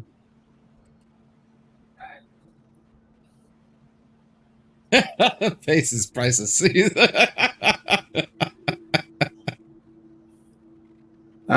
Thomas Pod says, is it still illegal for me to sleep on a refrigerator? It is still illegal for me to sleep on a refrigerator outside in Pennsylvania. I'm outraged. Well, you know, I'll tell you, Thomas. It's Pennsylvania. Who gives a shit? Wait, but He lives in Pennsylvania. But I will tell you this, Thomas. It is, and this is, you know, you talk about stupid laws. It is perfectly legal for you to pitch up a tent in anybody's front yard in Portland, Oregon. So go ahead and do that. So you can pitch a tent anywhere in Portland. Yep. And it's sick. You drive around. No, it's absolutely sick. Even elementary schools. You drive around Portland, Oregon right now, and you will see tents pitched up in neighborhoods all around, and the people that live there hate it, and they can't do a dang thing about it. Yes, you can do something about it. Yes, you can. It's called a flamethrower. No, you can't. Pitch a tent, we can take it down. That's the problem. You can't do anything about it. You go buy a super soaker. Unless and I'm not endorsing this, but unless you want to go to jail, you can't do anything about it. Match. So you can do something about it. Okay, just making sure. Yeah. What about the sprinkler system? Huh? Yeah. What about that? Well, then you're harassing them. They're on my yard. They're killing my grass. You're harassing my grass them. is more important than their. No, they're more important. No, that's land that I'm paying for or doesn't matter. For. That's the problem. They can pitch a tent, but I can charge rent. You have to think, and this is where it's. I got to see the law. It's liberalism gone nuts, is what Portland, Oregon is, and so it doesn't matter. They're protected. You're not. And got to see the law. Got to see the law. Yeah. Hello, Super Blubber Puss. Good to see you. I cannot believe how homeless stupid camps we are. are protected, and so we're pretty stupid. Okay, so all you got to do is stop them from pitching it. Okay, cool. As long as you don't get them to pitch it, then you're fine. Yeah, it doesn't work that They're way. not protected until they have it pitched. If they don't have it pitched, they're not. They're trespassers. Well placed. So they better was in your front yard or get rid of them. Big German Shepherd. Yeah. The Truth Apocalypse Get says some epic dogs. hello from the vicinity of Mammoth Cave. Beware, anti-tracker. A couple of Rottweilers. I'm not sure what that means, for a couple of days. Yeah, that might work. I mean, the problem is, I mean, I don't know if there's a way to. I mean, like if would something like that work, Mr. Lundell? Like if you had like a big dog and you put it on a chain in your front yard, would that be legal? I don't know. But if it's legal for them to squat on my front yard, it's legal for me to put a Rottweiler starving on a chain in my front yard. It's easy for you to say that, but the question is that the facts? And I don't know the answer to that as far as the way that it is in Portland right now, because here's the asinine thinking of Portland. Ooh, I can change my effect on. They had a problem with bicyclists getting, basically bicyclists were running stop signs and getting hit by cars. And so their solution, I'm not making this up, Mr. Lundell. Okay. Hear me out here. This was the city council's solution.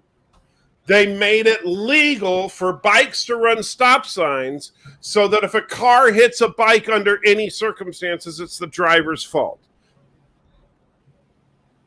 I am not surprised. And so that's the asinine thinking that you have to combat if you live in a city like Portland.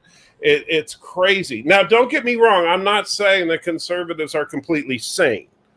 But this is the Portland, Oregon. Like people think that San Francisco is an insane liberal city, and Portland was just like, no, hold my craft beer, please. Qapla, I am the satisfaction. Craft beer. Craft beer, yes, they have craft beer in Portland. In fact, yeah, please. You mean micro brews? Yeah. Everywhere else they'll call like a micro. Yes. So yeah, they don't call them microbrews anymore. They're craft beers because microbrews are too big and corporate now. So now they're craft beers. I don't get the newsletter, so I wasn't up to date on the vernacular. Yeah. Let's see. It's time for that big earthquake that separates that part of the West Coast. I'm on board with that. From the rest of America, okay? Thomas Potts. Then we can turn it into a prison and find some guy named Snake Plissken to run it. Says Portland needs to stop voting for the same people. Yeah, and that's this the whole insanity. Country needs to stop voting for the same people. Yeah. The funny thing is that like if you look at I don't know what the numbers were for the last election, but I know that Multnomah County probably went 90% Biden. Well, like a lot of people, I mean, I think it's whatever the statistics, but like a huge percentage of Americans say the problem is with Congress. Yet in almost every district, they overwhelmingly re-vote for their same representatives. Because they always think, and this is the big problem, everybody thinks it's all the other representatives. Right. Yeah. They don't think it's their representative. So if you live in Pelosi's district, you don't think it's Pelosi. You think it's everybody else. And so you think, oh, well, Pelosi's great because she's helping our district. And that's the problem, when people talk about, pork, right? And whenever any other congressperson gets money in their district, it's pork. When our congressperson gets money in our district, it's help. And so that's all it is. Is that people think everybody else is the problem. And so, honestly, the only way, we do need a throw the bums out thing, but it's never going to happen because everybody needs to be willing to throw out the bum that's giving them stuff too. But nobody's going to do that. I think there are enough people sick and tired, or will be, to do that pretty soon. I don't. It's about to get nuts, okay? When people are willing to start nuts. When people are willing to start voting libertarian, I'll believe you. When I hear Bird of Prey 5 start saying, let's vote libertarian, all right, then I'll believe you. Well, it depends who runs in 2024. You know, but if Bird starts endorsing the libertarian candidate, then I'll be like, okay, we might have a chance. If Trump runs libertarian, I'll endorse it. When Bird stops worshiping Trump, I'm not worshiping. I'm just saying, if he runs libertarian, what are you going to do then? I don't think Trump could run libertarian. Why not? Why? Because he's nobody's libertarian. That's why. He was nobody's Republican. And he still ain't. But he ran and he won. I know, but you know what? He at least he could kind of pass as a Republican.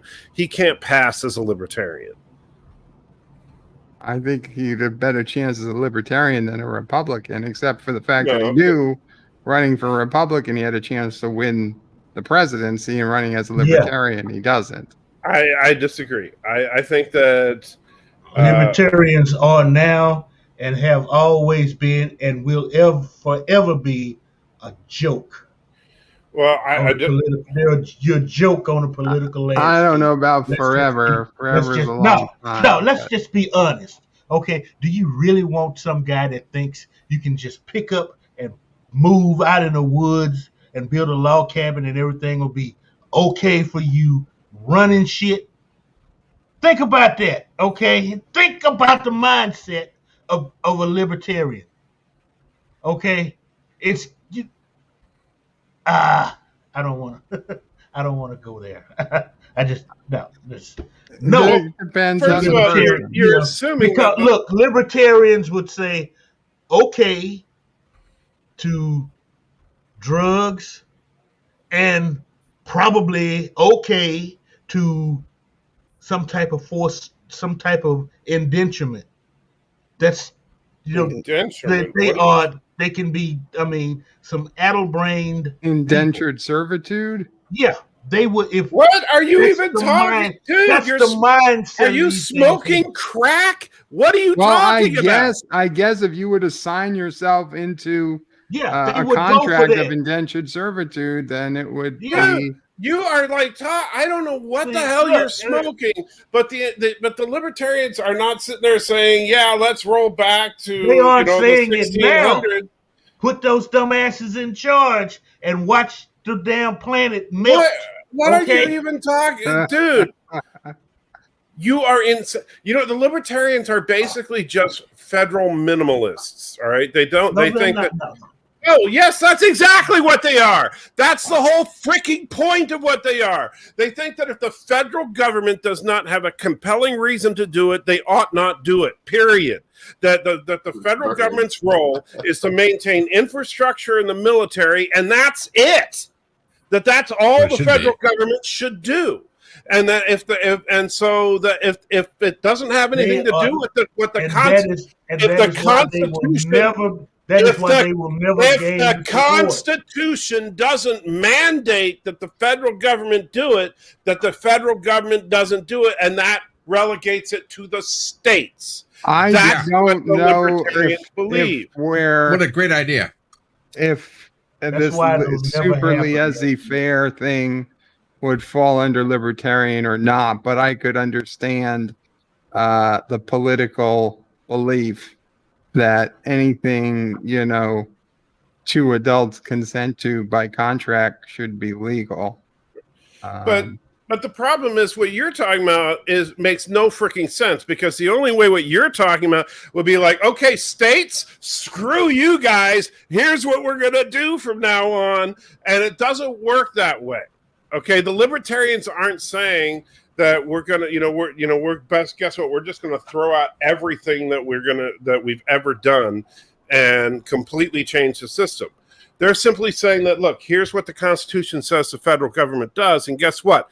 That's all the federal government's gonna do. Yeah, all the other laws would be done by the states. So it would be up to the states to prevent indentured servitude. Right. That's not up to the federal government, because that's not a federal mandate. And so when it comes to drugs, there's an amendment, right? Yeah. Didn't the amendment I have a question.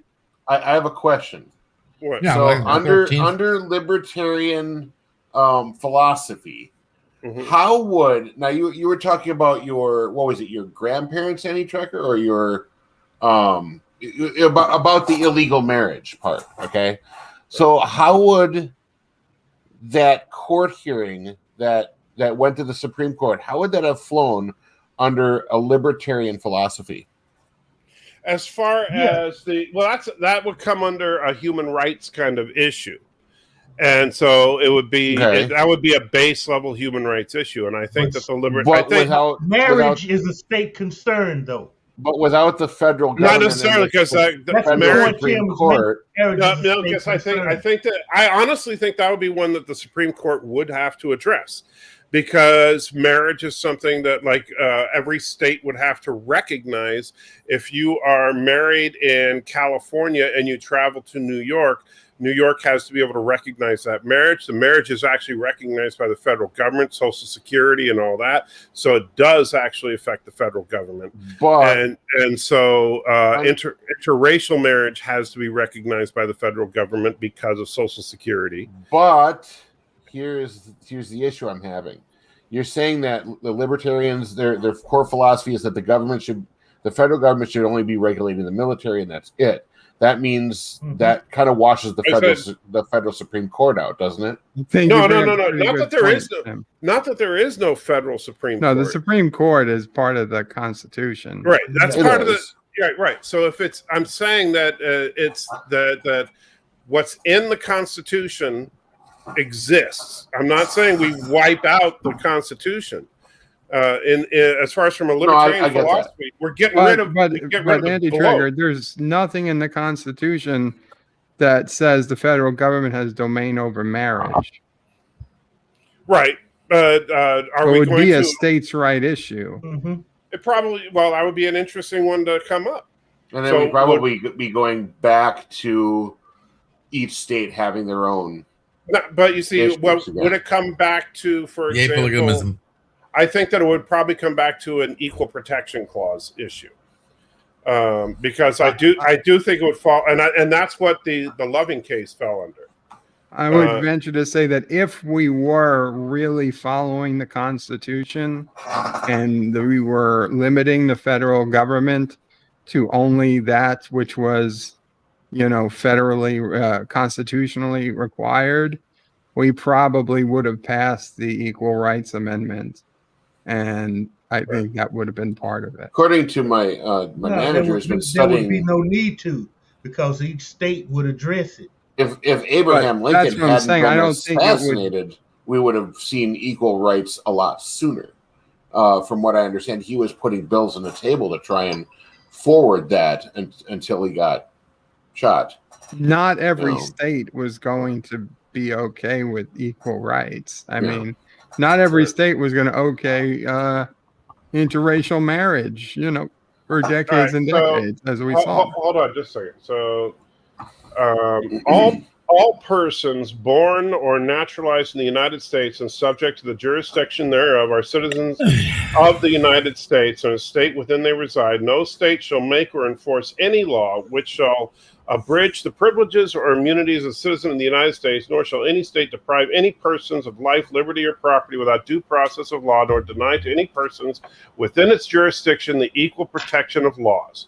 Now, that is from the Constitution of the United States, and that was the basis in the Loving case for which the Supreme Court said you cannot ban interracial marriage. Okay, cool. All right, so that would be the end of it right there. Yeah. Interracial marriage would still be banned based on the 14th Amendment of the United States Constitution. You mean the restriction of it would be banned? Right. Okay. So assuming that we still, unless you want to repeal the 14th Amendment, the 14th Amendment would still say you cannot ban. Okay. Not Ryan Johnson, because it's an open line stream. Yeah. So wherever the discussion, it's an interesting conversation, honestly. But so So I do think interracial marriage would still be protected under a libertarian regime, but and by the way, while I do tend to like libertarians, I'm not. If you've heard me talk about it, you know I'm not 100% libertarian. There's some things I'm very socialist on, like but education. Yeah, education. I'm very socialist on. Points out. Yeah, I don't understand that whatsoever because the thing that bugs me about your view on education is that the federal government already has a hand in the education system, and that's one of the problems. Yeah, the problem is we're half-assing it, and when you half-ass something, guess what? A lot of the problems, and I'll tell you this from the teachers that I know that I used to, converse with, including my stepfather. The problems in the education are stemming directly from the federal government's intervention. So having more federal government involved in education, you might as well just. And why do they? You might as well just have the mainstream media in charge of the education system. Why specifically do they blame the federal government? Okay, let's take. I'm trying to remember there was a thing that came down in the Smithsonian about 6 months ago, maybe 8 months ago. It was a document that basically it was all about white shaming. Why am I hearing music? LBG, I'm hearing it too. Oh, sorry, my bad. It's fine. So basically a lot of our public history, like our history classes, like social studies and all that, they reference and they cite sources from places like the Smithsonian Institute.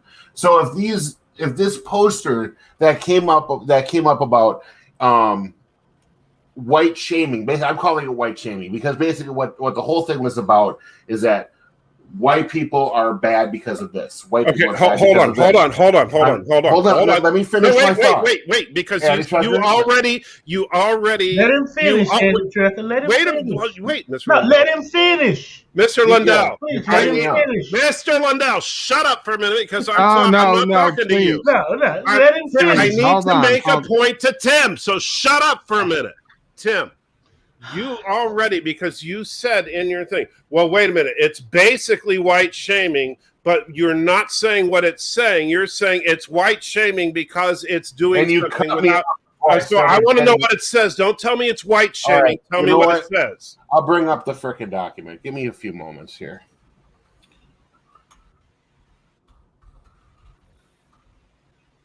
Because they had to take it down because it got a lot of backlash. Well, if they took it down, then it's not. Is this part of the actual curriculum, or is this just something? I mean, because it was a banner that they put up on their site.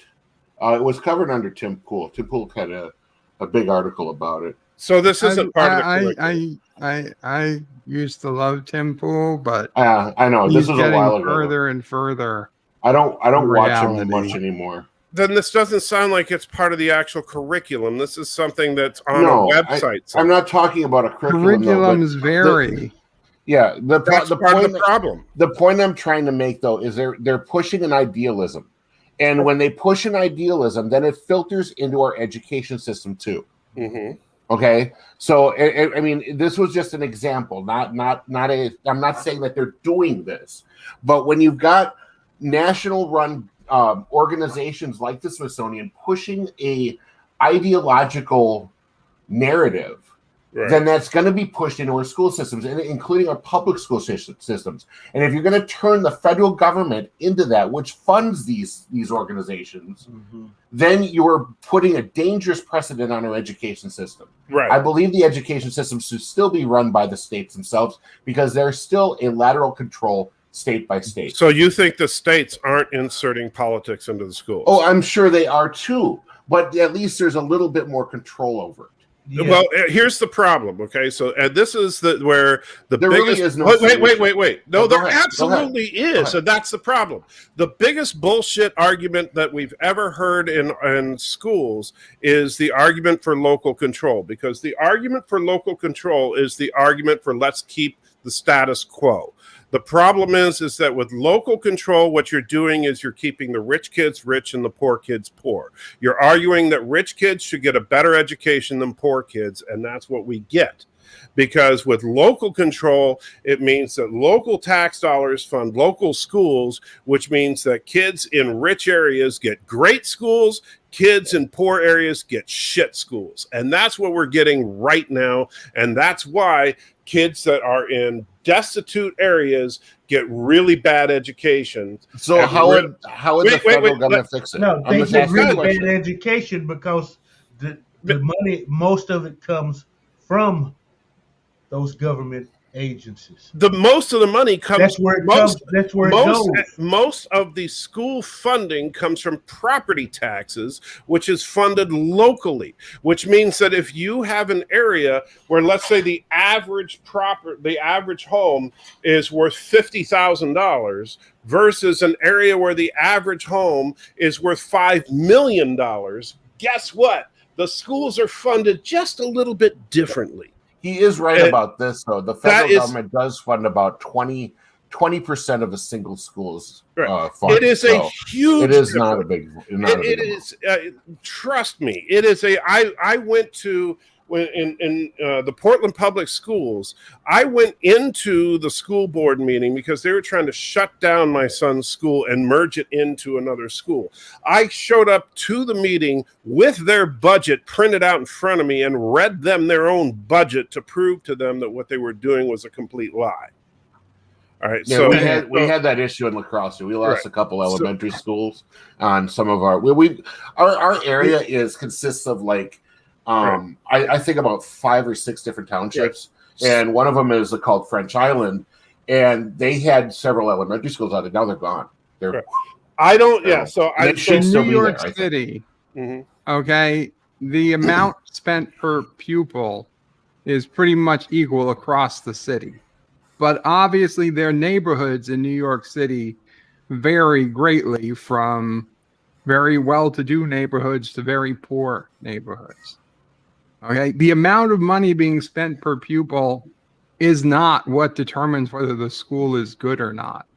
And throwing more money at poorly performing schools isn't going to magically make them become good schools. No. The problem, frankly, is with the kids and the parents and the culture of the people at the school. I think that's part of the problem, but that's not the entire problem. It's a big part of the problem. I don't think blaming the parents for being bad parents is going to fix the problem. I'm not blaming the parents, but the point is, if you have parents who don't give a shit if the kid does work, who gets mad at the teachers when the teachers have parents that are working 2 jobs trying to make ends meet, and then you're mad because they don't show up for PTA meetings. No, not PTA meetings. Just making sure their kid did their homework. How are you going to make sure How are you going to make sure your kid did your homework when you were working a double shift? Okay, how does the what do you want government to do? How is giving more money to the school? I didn't say going to make sure the kid does their homework. First of all, what you need to do is, number one, make sure that the schools are properly funded across the board. Now, you can say, well, throwing money at the schools isn't going to fix everything. Sure, Maddie. But you know what? Hey, Maddie. But simply saying ignoring those schools isn't going to make it better either. So next question.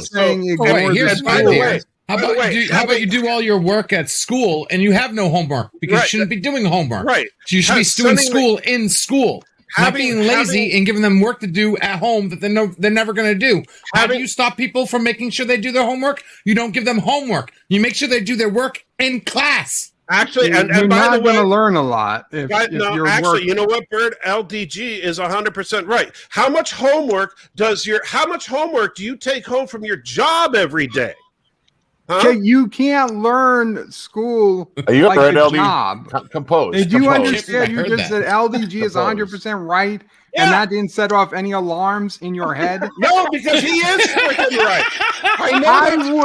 Listen. It's weird. When I was a didn't have to kid, take home homework. I would have loved to get no homework. Yeah. But the reality of the situation but there's is a flip side to that, Bird. School should be about 8 hours a day. All right, not 6. Yeah. Okay, so you're going to increase school length to 8 hours a day. So you're basically just going to have 2 hours a day where kids would otherwise be working on homework.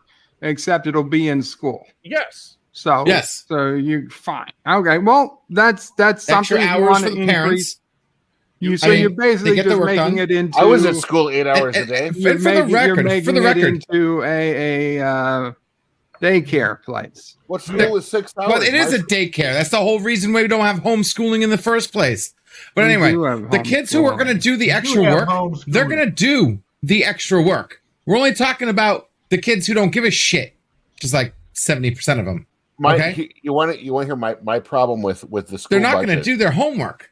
I mean, you can put kids in a room. You're not going to be able to force them to do work. With a teacher, you will. That's what the teacher's no, for. the That's teacher the teacher's cannot role. force anybody to do work. I don't know if you've seen, what it's like. My mother worked in New York City public schools. It is hard. I've gone through New York City public schools. You are not going to force these kids to do work if they don't want to do work. But it's you know like what, Vern? forcing a horse to water. And it's absolutely right. But here's where we have some problems. Is that number one? One thing that we do is that we have good teachers that work and that get tenure, and then they become lazy teachers.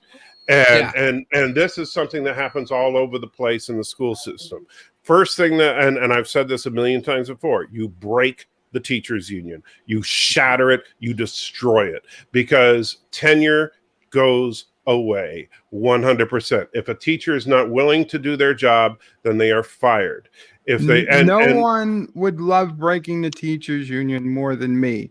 But even if we could break the teachers union, it doesn't solve the problem that there are a lot of kids out there who are raised already to not respect teachers, not respect work. And Joshua, it takes time, but you're going to have to. You know what? If you don't start now, it's never going to happen.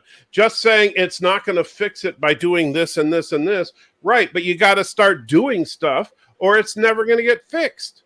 Okay, but federal control doesn't need to be done to fix it. You absolutely do, because what you do need is you need a consistent system, and you need to remove the politics from it. And that's you unfortunately, can't remove politics from a system like you absolutely don't. No, the IRS add more politics. The IRS is dynamic political. system. Anything that has people is political.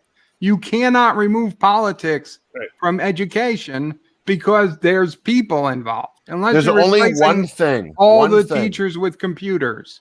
There's only one thing. I would say that if the federal government got involved, there's only one thing I think they should regulate is how the schools use their money. Because one of the things that I've noticed from high school and college teachers with computers. is one thing. We're getting an echo on. I'm from Super. I got to run. Mrs. Andy Checker's telling me it's time for dinner, so I do need to run. Let me finish this thought though. When I was in high school, I loved art.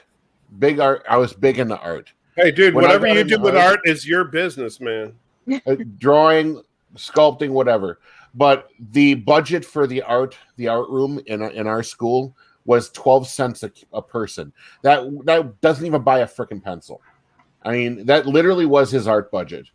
It's 12 cents too much, in my opinion. Yeah, 12 cents too much. But I'm just saying though, when you look at, and I understand that these other classes and these other extracurricular activities have a lot of expenses, but you've got football and baseball, all the sports maintain a good majority of a school's budget. All the bands, everything, there's such a disparaging focus on where the budget goes. Yeah, we don't need football. And totally close that. I mean, the point is though, there's not an equal amount going. No, to, I agree. Both. I think the budget should be regulated to where core education is number one priority. With the reading, writing, arithmetic is the absolute essentials. You teach kids essential skills like computer skills and stuff like that. Stuff that actually is going to help laws. Them. I really think law should be. There's not a lot of law classes. In the idea. What's the point of it? Well, if the idea. What's the point of it? Well, if the idea of education is to prepare them for a job, right? So you prepare them for a job. But they're not doing that. No, they're not. Once they leave Not in the current school, system. they're absolutely. And on top of that, right, the core subject would be like English and math. If they're so core, if they're putting so much work in it, which they supposedly are, why the fuck there are so many people finishing school not being able to write or do maths? Multiple And they're choice tests because they make the concentrating. test so easy to pass. That's what they do. They care more about how many people. They care about how many students pass, and that kids that don't pass. So they make the class easier to pass. When they I change remember the back Common then, Core you math, didn't I don't know how pass to do school it. with a D. $1. Give me a minute. Joe Biden donated $1 and says, "It's good to see you streaming, Matthew. Please play Risk and go after the other bald guy. The one that looks like Mace Window, number 22. Oh, what? What bald guy looks like Mace Windu? I think you do. Okay. I look like Mace Windu. I do need really. to run because Take care, Anti-Tracker. Have a good one. Say hello to Mrs. Anti-Tracker. We'll have to argue some more during my big long stream next week. And Yes. So take care. Okay, and for the people it'll be kind of who hard got with a whole Turtle bunch of Parade balls 5 to me, in his mouth. let me get to those comments. Right. In UK, I think it was more for primary schools. They did somebody did a maths on it, and they said that kids actually spend only 45 minutes out of 6 hours a day actually learning stuff. The rest of the time is spent like getting them in a class, getting them to settle down, getting them to do stuff, and just wasted time. Instructions When my and kid all that was shit. Yeah. when my kid was at home learning by me and from like modules on the internet, she learned 10 times more, and she's gone now back to the school and she's forgotten that stuff that she learned at home. Oh, everything that I've taught her whilst we were at home is slipping away slowly. It's wasted time. I am the satisfaction, says Berto Prey, the architect of political chaos. I'm sorry things just kept getting louder and louder here. But I really did want to talk about, I had talked to Anti-Tracker earlier about wanting to debate him on this education issue. So I do apologize if things got a little loud out there, louder than usual, but I think it's worth talking about. I know we didn't get a lot accomplished today, but maybe one day. Not Ryan Johnson says, Bird of Prey, why are you letting politics on your stream? If Mr. Lundell's groovy movie starts chasing Anti-Tracker with his batleth, I hold you responsible. Hell, I'll hand him the love to see batleth. that. Yeah. I'll give him a mechleth to go with it. Londell, you I'll want be to borrow right my back, lightsaber pike? You can borrow that too. Oh, he's not there. I wasn't looking.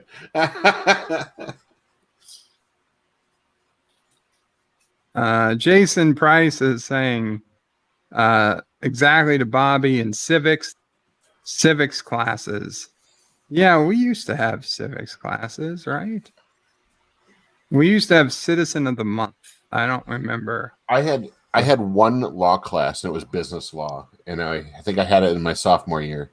Other than that, there really wasn't a lot of like, and I really think that is something that kids need to learn, is what the basic laws of their state or country, you know, and they don't get that because you got a lot of kids going out and just doing some crazy shit, and they get in trouble. I know in New York City, and I'm not going to beat around the bush here. It's a lot of poor black families that honestly, I mean, and maybe the kids don't, they grow up in a culture that their parents didn't respect their teachers, and perhaps they had valid reason not to at the time. But the parents didn't respect the teachers. The parents don't give a shit if the teachers try. And I have family members who are teachers, family members who worked in the schools, that they try to contact the parent and say, "Hey, your kid is not doing his homework," and the parents says, "Stop calling me. Don't ever call me again." What are you going to do? Whereas they call a different parent, and the parent's like, "Oh, and they talk to their kid, and they get it straightened out, and the kid starts coming in doing their homework. Okay. You know, what do you do? You know, and my daughter got into a fight in school during her senior year, and I got called into the office, and I'm sitting there in front of the vice principal, and I asked her, I'm like, can we have the parents of the other two girls like get in a big room and have a discussion so we can clear this mess up so it doesn't happen again? No, we can't do that. Why not? That's what happened when I was a kid. You get both sets of parents in, you conglomerate, you get two sets of heads together so that this shit doesn't happen again. You know, but they don't want to do that. They don't want to be confrontational. It's like, well, how are you going to solve problems? How do you show your kids how to solve problems without communicating? I'm sorry, what? Prometheus. Hi, everybody. What's going on? Don't make me bring that up. Okay, by the way, everybody, you heard the guy speaking. Is any way, shape, or form he a fucking libertarian? Just, you know, well, like he said, he's not a libertarian when it comes to education. No, he's not a libertarian. Period. I know too many of them. We gotta do. Nuts. He's not. I didn't want to bring up. I didn't pay attention to the party this year, but I did pay attention in the last election, and they were all crazy. You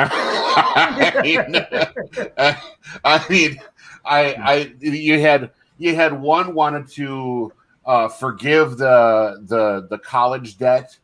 Well, who's going to pay for that? We are the taxpayers. You know, you don't just forgive college debt all over the country. How do you do that? You know, not especially the fact that the people paying for that college debt are going to be mostly people who didn't go to college because they rightfully realized they couldn't afford to go to college and would be stupid. I couldn't afford to pay college for a useless degree. Mm-hmm. I went to TC Western Tech for 2 years and I quit. I was like, this isn't for me. I'm just going to go out and work. And I do like what my grandfather went out and worked. He went out and worked like a champ. And I thought I'll just do that. Although it's hard because it's hard to find non-skilled jobs. So that's why I'm working here. But it pays decent, so I'm not going to cry. Carlos says a lot of the time it's a management problem. They don't focus on the people, just let their pocket or how they look on paper, and that's what they need to change. And that's what needs to change. Yeah. Yeah. Well, and something else. He has never explained how taking everybody's money, putting it in one big pot, and then distributing it out is going to make sure everybody's kid knows how to read and do basic math. Yeah. So, is he gonna take all of his super chats and stuff, put them in a pot, and distribute it out to the rest of YouTube? Hell no.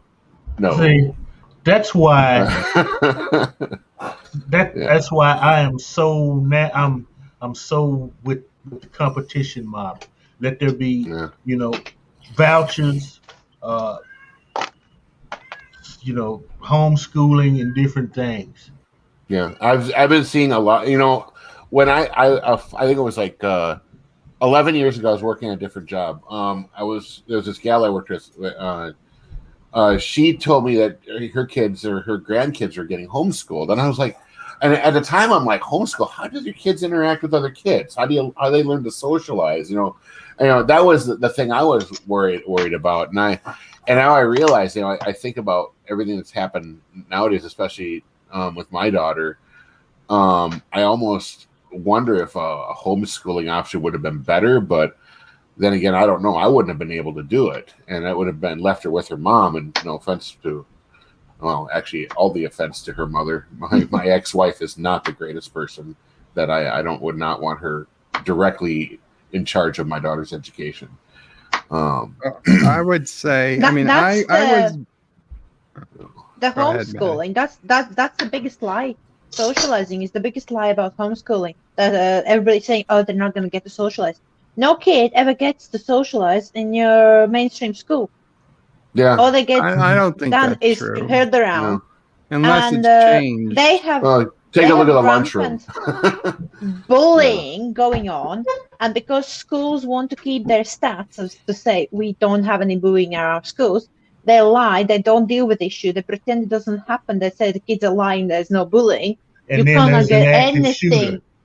Anything. They avoid, they pretend it doesn't happen. There, bullying has been solved in schools. But the problem is you cannot it's not naturally meant to be this way. Put kids of the same age in the same room and tell them to get along. They cannot do that. It's impossible. No. They have to be put together with children and adults of different ages, which is why homeschooled kids are the best when it comes to socializing and behavior-wise, because they go to home ed groups and all that kind of stuff.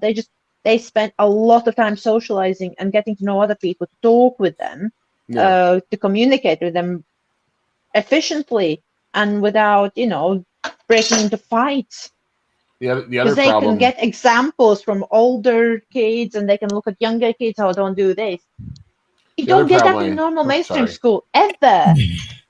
The other thing I noticed in my school was when especially with that fight my daughter got into was spawned because she was texting, and I've fallen prey to the texting monster where you start texting, you start messaging, and you get a little bit more angry, and you can just rocket them words out like you're freaking invincible, right? Well, she's sitting here calling the girl out, and then they meet in the hallway. Well, if she hadn't had her phone in the classroom texting, it probably would have avoided the whole incident in the first place. And I looked at the vice principal like, can I ask a question? Why was she allowed to have her cell phone in the classroom?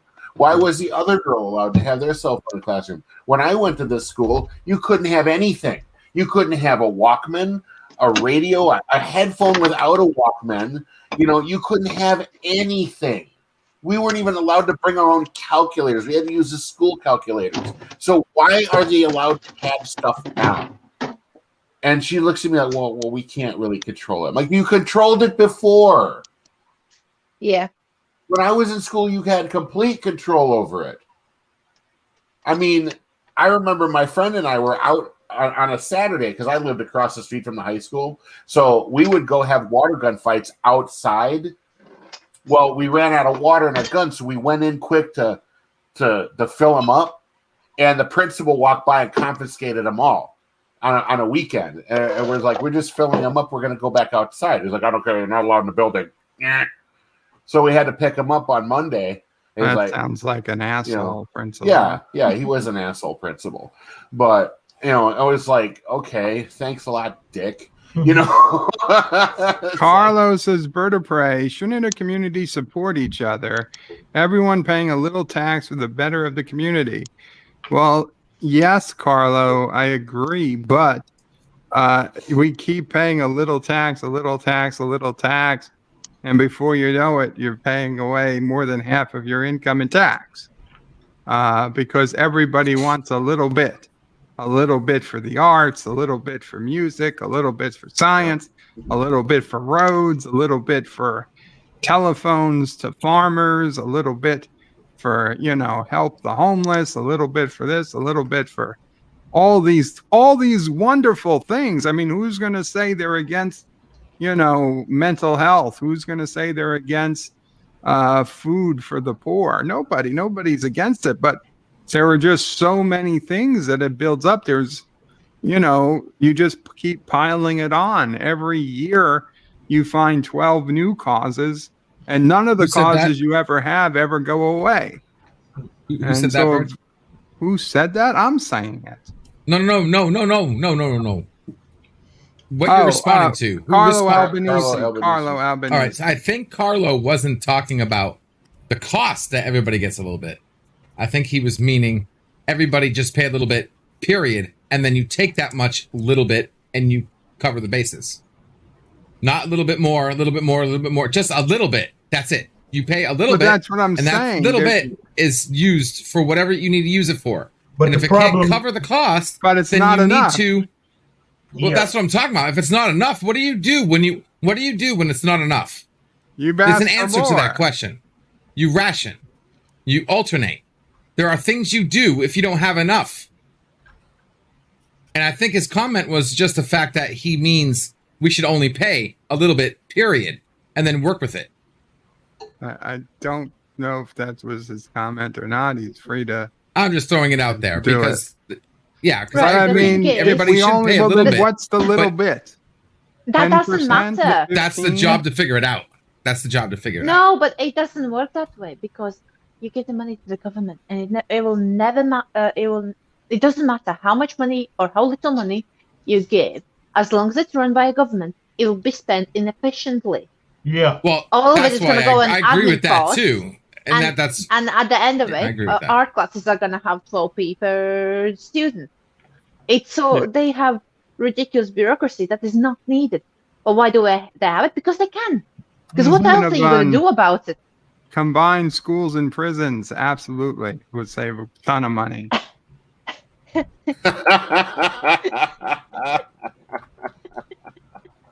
That's good. But yeah, all I'm hearing it to fix the problem, and I've been hearing this for like over 20 years.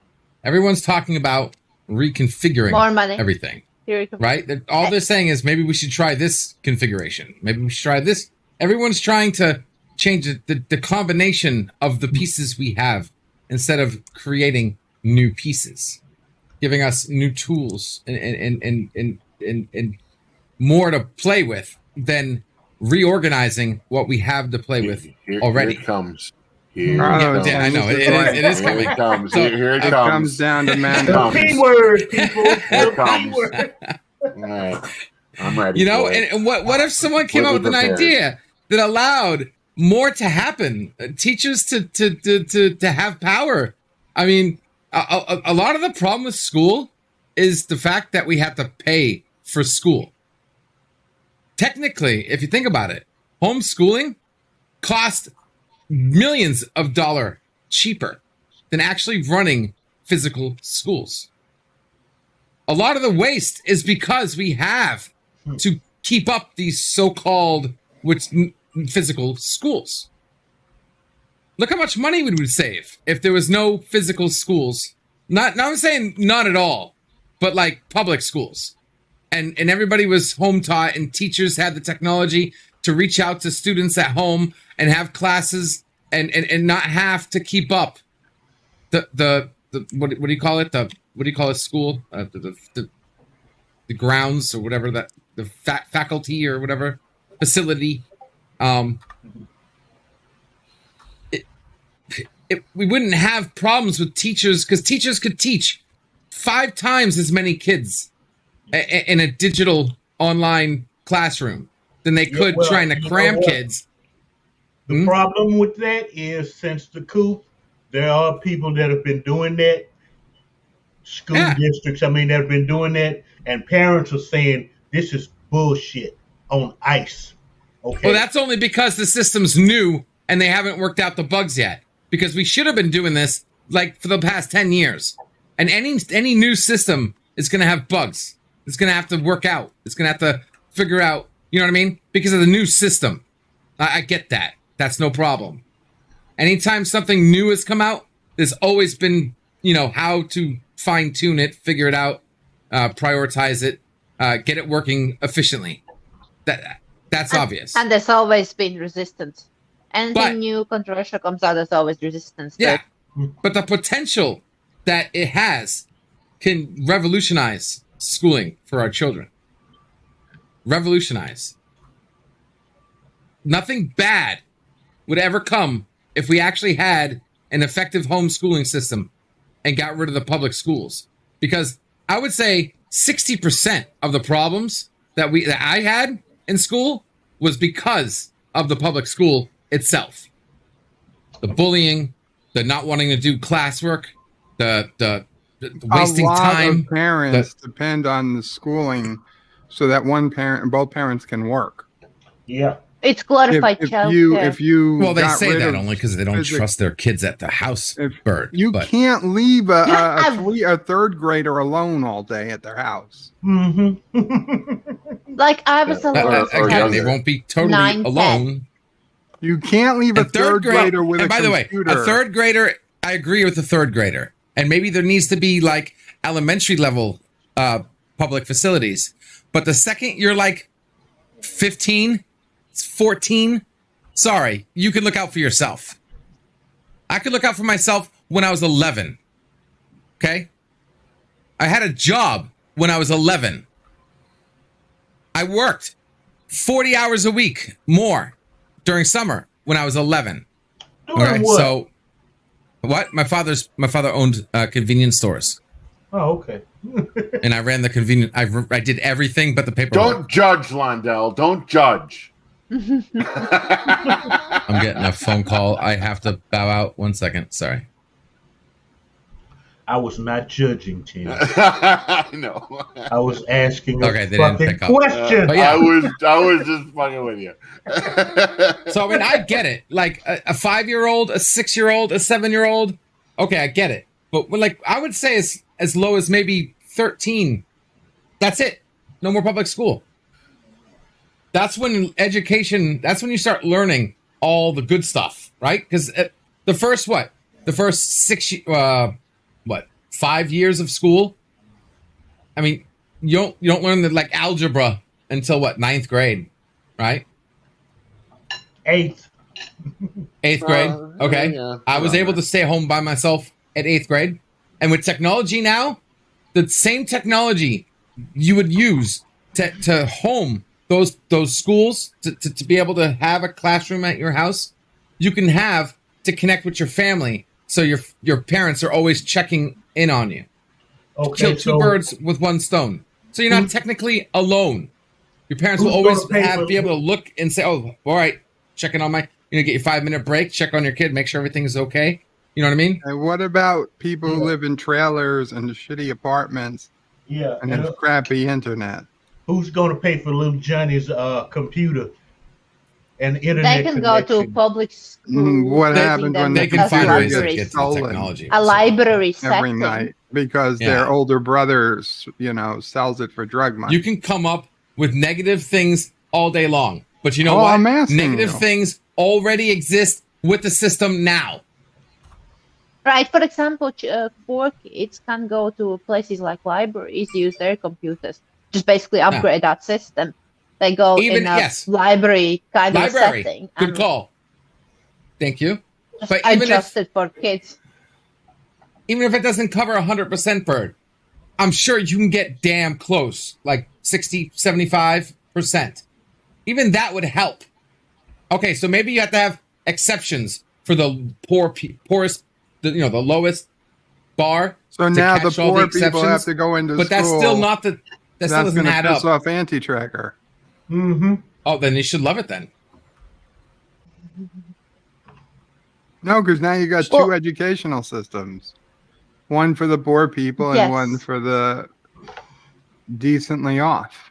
Not necessarily. Depends how you do it. If you look at it black and white, then yeah, I guess you're right. But if people who are intelligent could actually think of making it dynamic. So, okay, maybe even the people who want to use, anyone can use it. If they choose to use it, it's not just for the poor people. You know what I'm saying? No. It all depends how you do it. Your computer breaks. Yes. Your computer breaks, you go to the library. There are use kids that, that might want to go if the environment they're going to is actually a learning environment.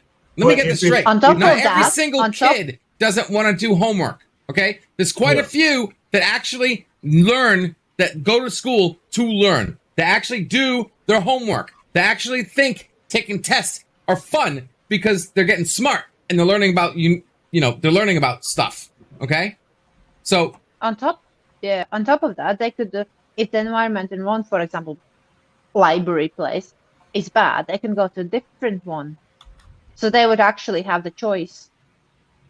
I mean, we have a lot of libraries that are pretty much going out of business because who goes to read books in libraries anymore, right? Repurpose them. There's a lot of tiny ones.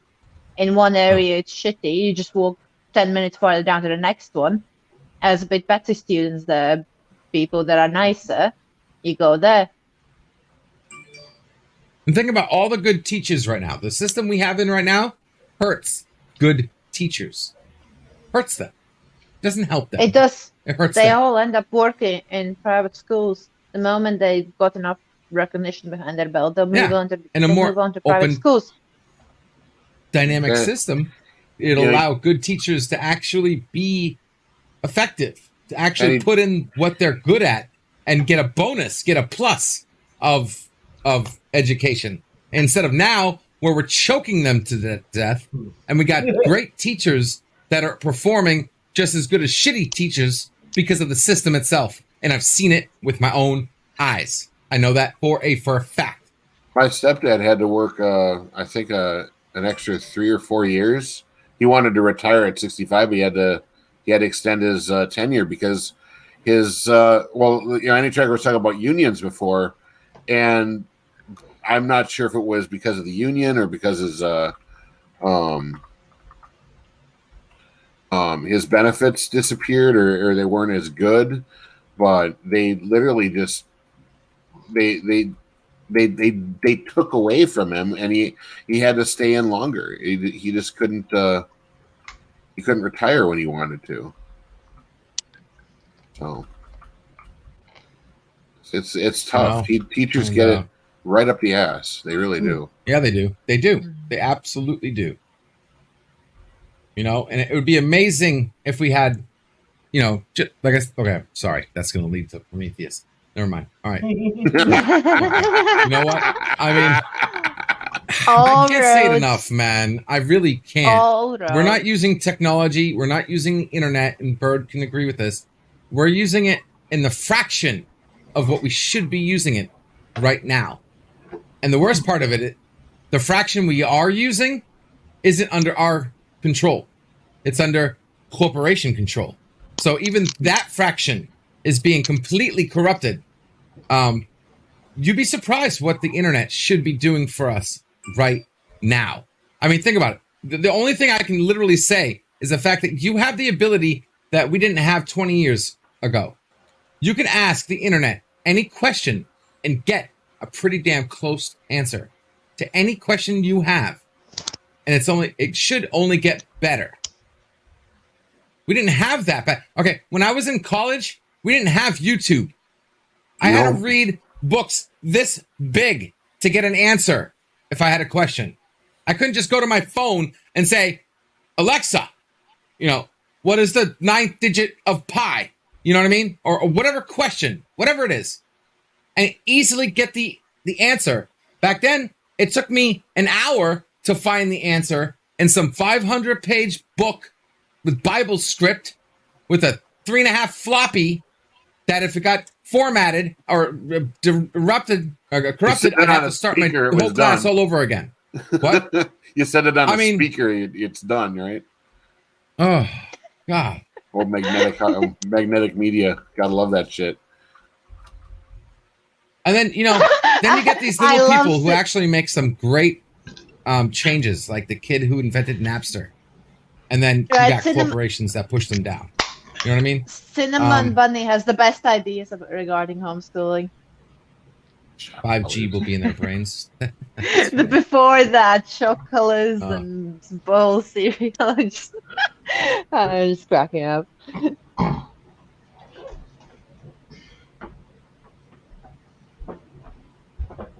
Anyway, it's just a dream I have. You know, it's a dream I've had since my first day in computer class.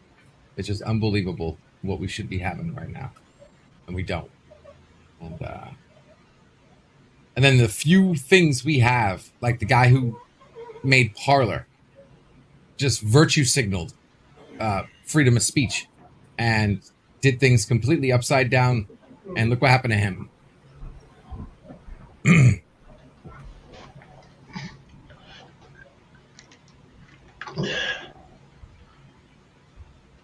And then we got Trump fighting for. We got Trump fighting for 230 against Facebook and all that. But he doesn't even care about us. He's not doing it for us. Yeah. He doesn't care about freedom of speech. He's doing it for himself. Yep. And God forbid what comes from this. Because I said this before, and I'll say it again. I'm against regulation, but if somebody wealthy enough pulled the bar, we could be out of Facebook tomorrow. They could pack up their bags and go. Twitter, gone tomorrow if they want to. If Trump pushes the wrong buttons, we won't have the gap for somebody to do things right, and everybody will just take their money and go. LD. Did you see Louis Rosman's latest video about Biden's going after Biden's going after right to repair right now? Right to repair. He signed it because what? And the reason he's doing it is because the military can't fix their own vehicles. That's why they're doing it. They're doing it for the wrong reasons. Yeah, exactly. So that's exactly right to repair. Yeah. And this is something I was telling about Bird, because Bird, were you saying that was like ridiculous? And I was trying to tell you that companies are making it so it's against the law to repair your own items, and you get sued if you try to fix your own iPhone, and that this is bullshit. And finally, they're signing law about it. Think about farmers. Back in the day, they would fix everything themselves. And now their farm equipment is literally only sold where they are not allowed to touch or do anything with it. Yeah, there's videos on how they have to be hackers just to literally every farmer is an amateur hacker these days, because it's just insane how they get away with it. I've seen it get worse It's and worse insane. and worse. And mainly with Macs. Macs are the ones every year they do something to make it harder to fix their phones, to fix their laptops. People come to me and say, "Hey, LD, can you fix my Mac?" I'm like, maybe. Depends what version it is. Because it gets so difficult that you need a literal, electrical engineer to fix your Mac. I can only do so much. If I have to like take chips out and shit, no, sorry. I could do it, but I'm not like, that's not my thing. Okay. I still remember how simple technology was when I was a kid. Something wrong with your phone, you want to change something, you can actually do that. You have full access to all the settings, nothing's hidden, right? Everything's available, and you can do and meddle with it whatever way you want. Yeah. And then within, it's been like 20 years since that when I had my the same thing's happening phone. Everywhere. Hardware, websites, and some of you might not know what I'm talking about, but websites have been making a weird change in the past 10 years. They're finally figuring out that they need to encrypt their data. Remember that whole thing that I told you, that if an ad blocker works, it's not your fault. It's the lazy ass programmers who made the website. An ad blocker should never work if you made the website right. Well, they finally figured that out, whether they listen to me or not. And I'm noticing that websites, looking at source code, they're finally getting smart, and they're locking shit down, upside down, left and right. Now that's a good thing and a bad thing, because you should only lock up what is secure, what you don't want other people to get a hold of. But certain things that they're locking up that we should have control over, they're locking that up too. So I'm seeing an over reaction to this. I was having a problem the other day trying to change some CSS, and it was on a website that had no security breach whatsoever. All I was trying to do is change a background color, something they should have given us the option to in the first place. I couldn't even do it.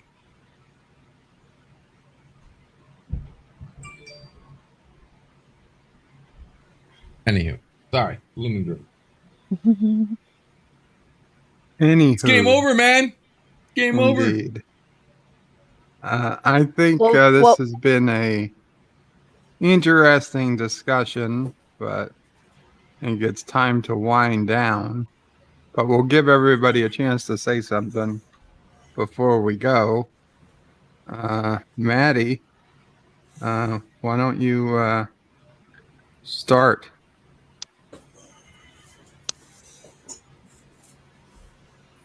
Sorry? I'm sorry, Maddie. Do you like to say some things before we go?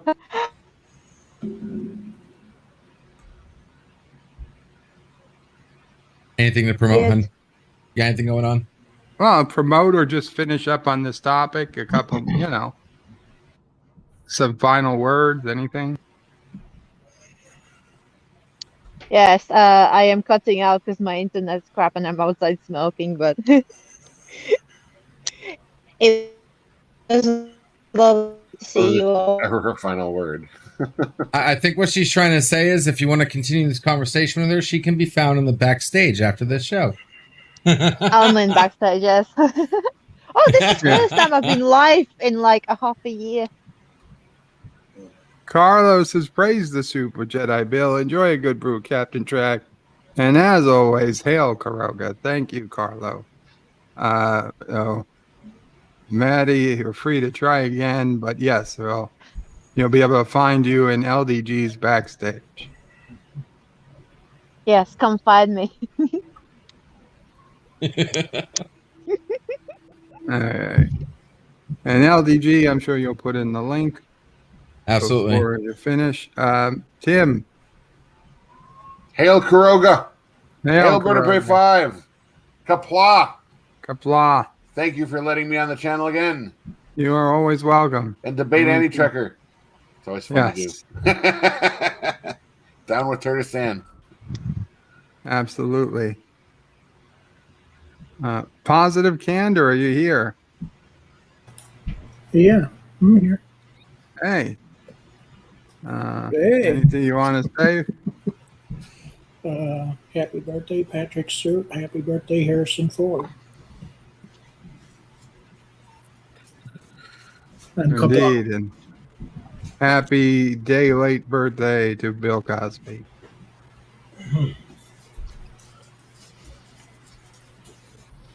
Yeah. LDG. Yes, you guys can find me later today on Chaos Central, Biggerford Entertainment. I put the link in the chat.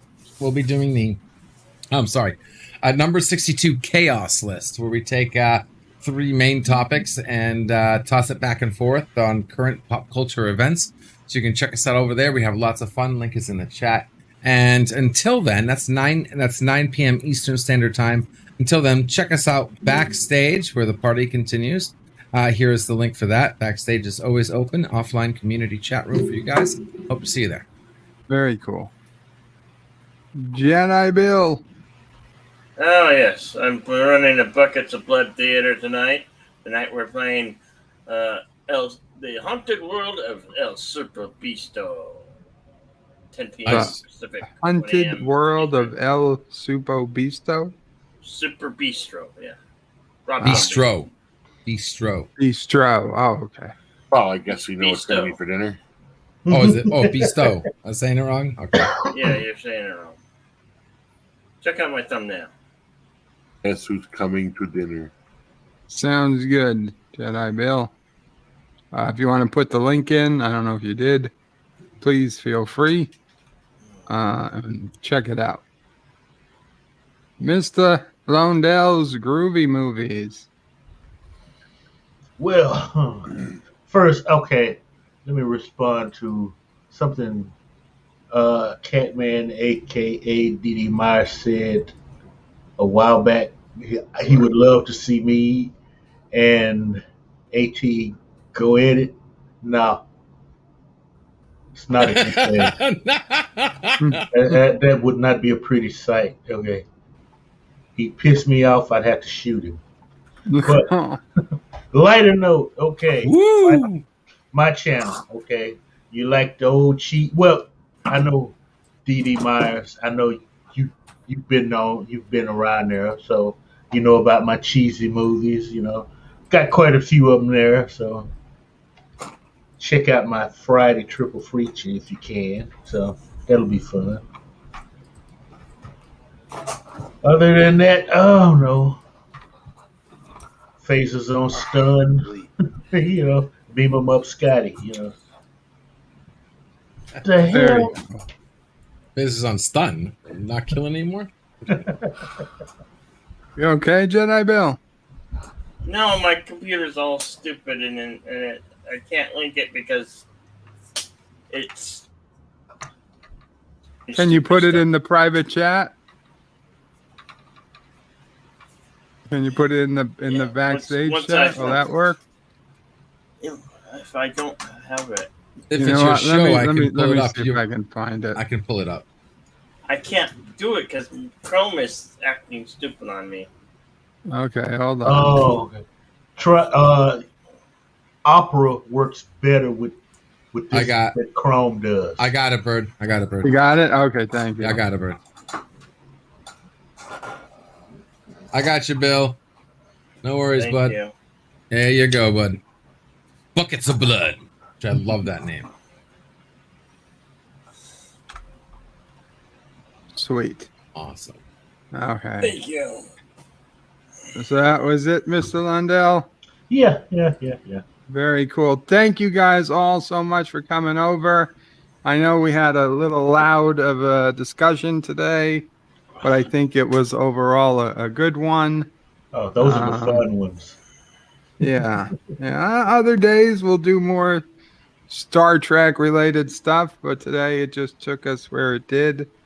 So I hope nobody got too angry or too upset. It is what it is. But We love each other. Qapla, exactly. We're all going to go back and just have fun with each other and laugh about this for the most part. Oh, okay. One thing real quick. Yes. What you want to see is Darren versus Antitrust. That's the debate you want to see. I can't argue with that. I step up to that plate too. But yeah, Darren's a good one. Cinnabon Bunny says, after Disney buys YouTube, super chats will be paid in the newly minted Jedi bills. That'd be funny. And John Araki, hashtag FU Manu, and hashtag Freegina. Or Frigina. Either way. Thank you all for coming. Thank you all for hanging out. Thank you all for the donations, the super chats, the messages, the words of support, the angry messages about who to kick off and who to silence. LDG It is paying for his own kick.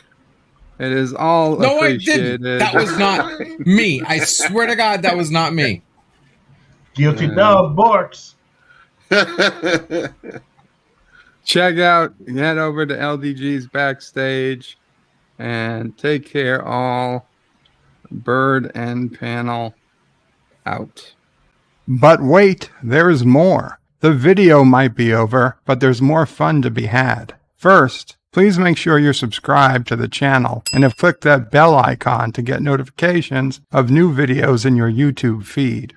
Share this video on social media to help this channel fight the algorithm that favors big media. Also check out www.birdoprey5.com for links to my other channels, various social media accounts, merch store, Dear Bop, affiliate links, and all your Birdo Prey 5 needs. At the main Birdo Prey 5 YouTube channel, you can find all sorts of live streams and unlisted videos, YouTube membership options, and a community section with polls and updates on the channel. On the secondary channel, Birdo Prey 5X, you can find overflow content that doesn't always make the main channel. Subscribe to both channels, please. Thanks for watching. Remember, I stream almost every day.